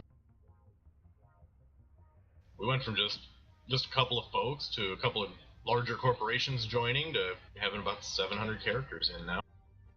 We're a little over a year old. Well, that's something people need to understand too. Like, Phoenix Fed's, I think, 7,000 or 8,000 accounts now. You're not going to please everybody. Like, no matter what you do, not everybody's going to be happy with whatever decision you make. So, like, that's obviously something that has to be considered when you're growing like that. You might get 3 or 4 really big corps, and they're really good because they bring in numbers and they're in fleet. But then one corp says, "Well, I want to do shield capitals instead of armor," or something as simple as that, or something as stupid as, "Well, I don't feel like I'm getting enough content here." Well, have your guys step up in FC, and you can go get as much content as you want. Now, as a alliance leadership, I look at it as I'm providing a framework, and if you don't like the framework, go build your own. My framework says, here's the doctrines, here's the space, here's how we have it laid out, here's who owns what, and here's how we operate day to day. If you have problems or questions, here's who you talk to. Beyond that, go do your own thing. You're still an independent corporation of sorts. You just have some rules you're following. But in the process, you gain a bunch of additional benefits. That's why you need a good Diplo. I mean, maybe you can talk a little bit about that since you've been doing Diplo forever. Diplo. What was the question? Oh, just keeping people happy and dealing with the drama and just all the stuff that you have to Oh do. Lord, as you're a never Diplo. gonna have everybody 100% happy. That's just impossible. But I mean, you just do what you can do. I mean, how do I say this? Like, you try to keep people around you who think similar, and then those who don't fit in, you kind of weed them out. That's just like corps in your own alliances, and same with coalitions, and it just works the same with your friends and neighbors. And sometimes it's not a bad thing to cut ties. Like, obviously, after World War B, Goon's intentions was to sit in Saranin and basically condense down to, they were going to cut all their fat, wide out what they could into them, what they wanted, and dump the rest. Obviously, that's not always in everybody else's best interest. FCON didn't like it. We didn't like that thought of it. It's not that I couldn't be a goon. I mean, do still have some friends that are in goons, but being forced in without much of a choice isn't really something I'd want to do.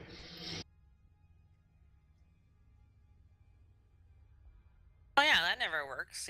I mean, you go in with resentment, then you're like bossed around and told what to do, and then you're told your shit when you don't do things that you don't live up to the standards.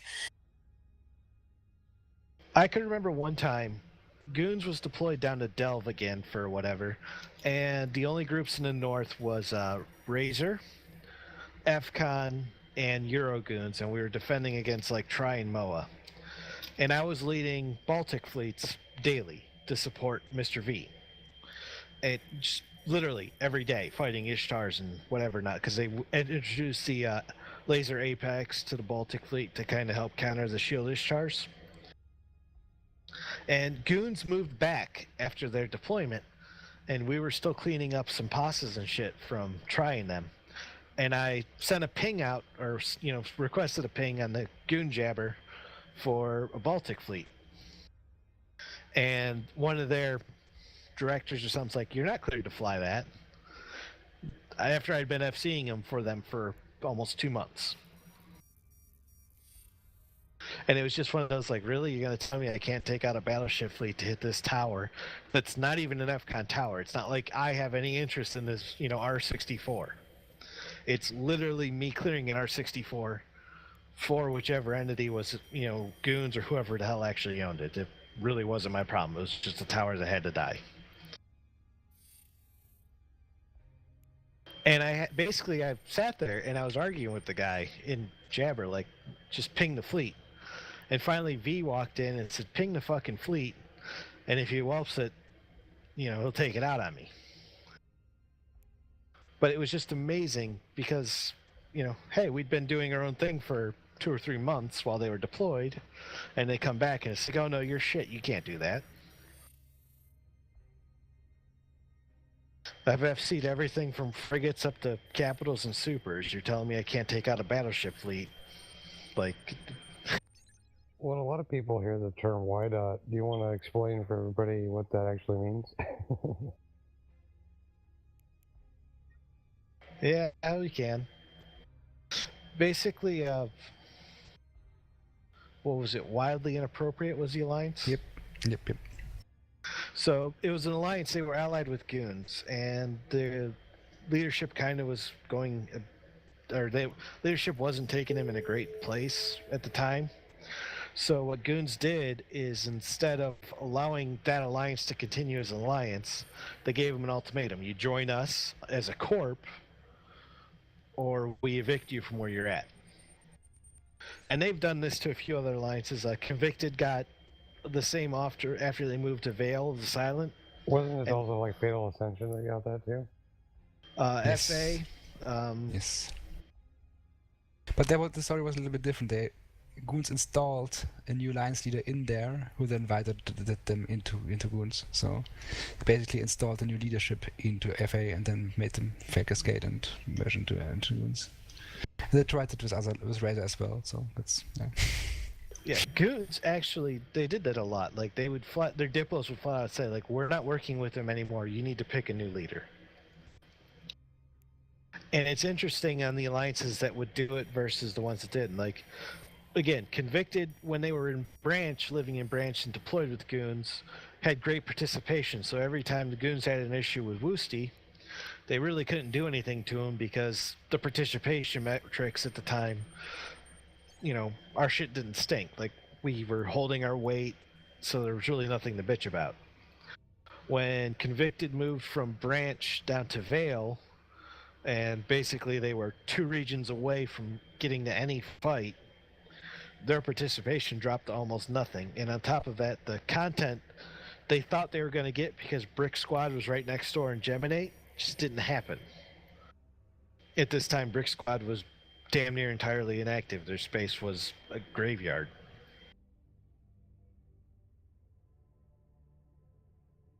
So they actually were given the ultimatum of YDOT into Goons or leave, and they actually left, created a corp, closed the alliance. Woosty pocketed the 300 or 400 billion that was in the wallet, and they joined Nully for a while. Wasn't it like, didn't it come out like during World War B, the Lumber Papers, that like Mittens and Digi and Zion like planned this shit out, like, at some point they would white out all the alliances and create a mega alliance or some shit?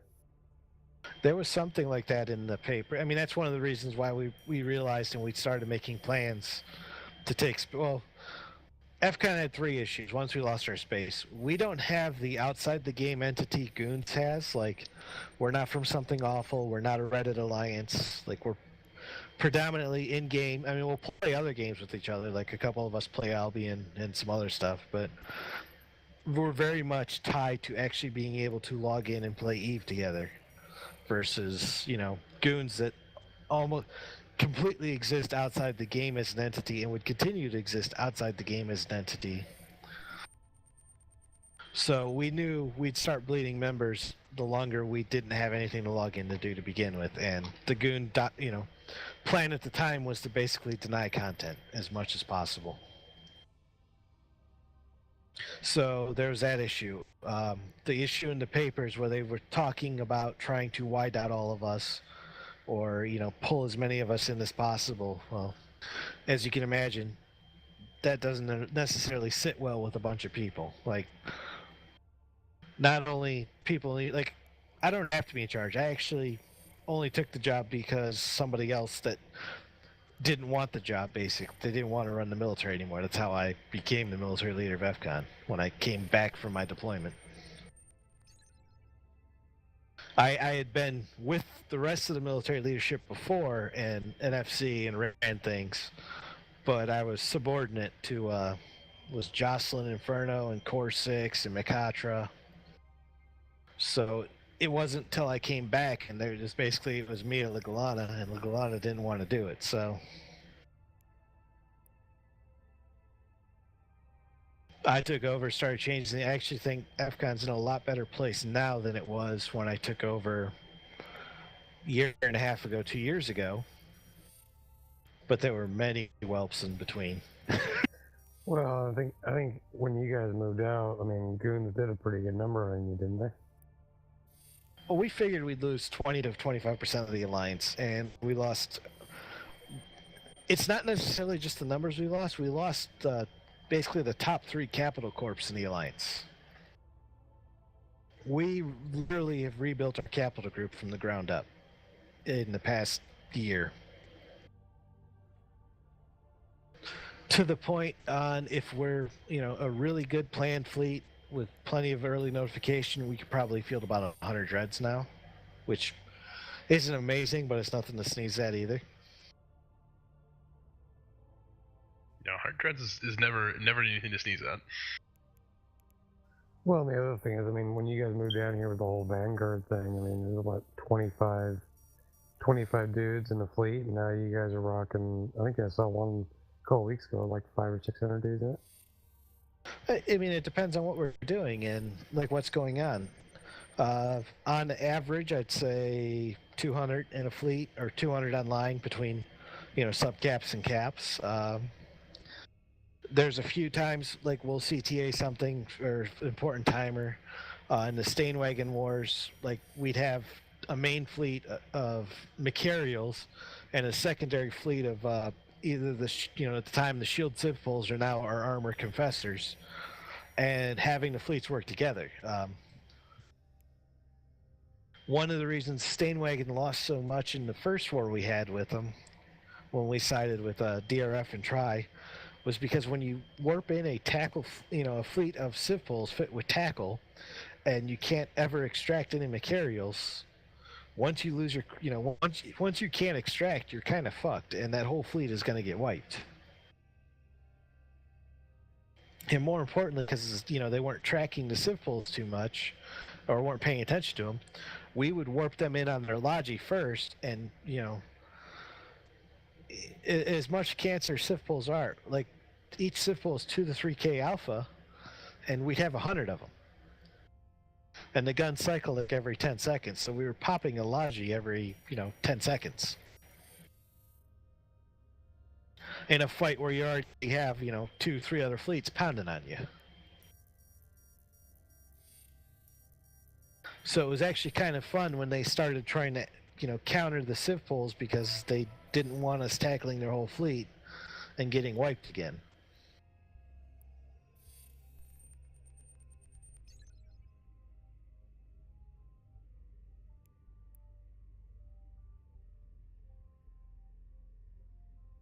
And then, there's that time we were fielding a Macario fleet with Try and Guardians of the Galaxy for a timer, and we lost 100 billion in Macarios because everybody else was extracting and nobody told us they were running yet. Whoops. Oopsie. You didn't get that memo? Well, it's one of those things. Like you have to try and be aware of what's going on in the field as the FC and try and pay attention to that. But just because, you'll have fleets and, most of these fights, you constantly, perching, warping up to a perch, a scepter is 200 or 300 above you to get a better warp in back down or warp back in at a more effective range for your fleet versus the enemy fleet. Like, a lot of FCing is a lot like chess. Like, they make a move, okay, now I have to make a counter move to bet, because the move they made is going to benefit them. So now I need to try and counter that so that it's back to equal or back to my advantage. Not to interrupt or anything, but Lady and I actually have to run off and go deal with some drama stuff. But it's been a pleasure talking to you guys. And I just want to do a shout out to Zeta. That Cheese Whiz is not a vegetable, and my daughter is not single. Just making that clear. So many hearts broken with just 2 statements. That's pretty impressive. But we appreciate it. Yeah, thanks for coming out.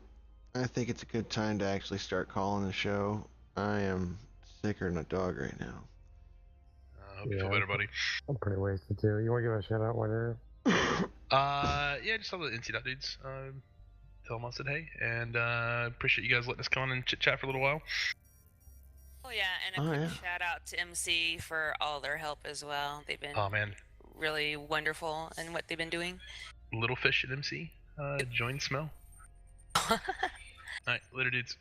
We'll see ya. User disconnected from your channel. Have a good night. User disconnected from your channel. Alright, let's go into shoutouts, and we'll do our shoutouts from the bottom. So that's Predator. Darn, I should have changed my name again. I'll just shout out the Phoenix Federation and our allies in DRF.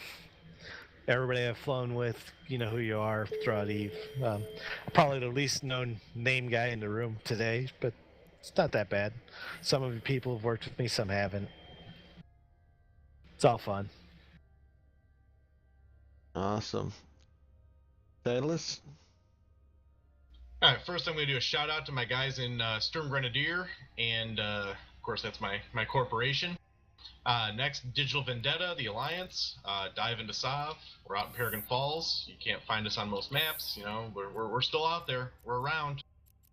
Then, oh man, let's see, so many great shout-outs. To my boss bros right next door in Paragon Falls. We had an awesome drop the other day. Great cap fight. Over 100 billion ISK lost throughout that fight across all the groups. So that was a blast. We had a ton of fun with that. And, you know what, Forkle, you're getting a shout-out from me as well, just because I like you. Hey. Thanks a lot. Awesome. Jay? I'd like to give a shout out to all the guests who came. Thank you for coming. All the hardworking people and DRF coordinating things and busting their butt. And yeah, pretty much everybody who carved out a couple hours to come and chat with us, and all our viewers who are listening. Awesome. And Forkroll?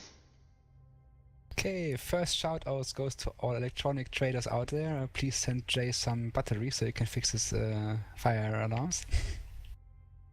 And a ladder. And a ladder, yeah. So that's that. Apart from that, shout out to all the guys who are with us in our Khanid deployment at the moment. We went there to third party on fights between Horde and the Creators Fight Club, but Horde ran away, so we are now stuck without the content we expected, and we're doing some roams down there, so still some fun. So shout out to Explicits, Dive, D85, and well, my Razor guys. And last shout out goes to Try, and let's see if we're going to fight each other very soon, so let's see what's going on there. Thanks a lot. Awesome. I also want to give a shout out to battery manufacturers everywhere. If you thought Jay's fire alarm was a good form of advertising, please hit me up on Twitter at mrmannybothans. I'm looking for sponsors. What's up? Um, I want to thank everybody for showing up. I was gonna call the show, and then Jay said he's got a whole bunch of awesome guests lined up. I'm like, oh, I can't do that to the peoples. All the peoples, man. I love it when I have all the peoples. It's awesome. If you're ever interested in joining us on the show, you can find me in game. I'm Manny Bothans. You can also hit me up on Twitter. You can find me on Twitch. Basically, just throw a comment somewhere. Odds are it'll stick. Oh man, got a lot of names to go through here. For Forkrel, for White Arrow, for Wrath, J, Lady, Titleist, Predators.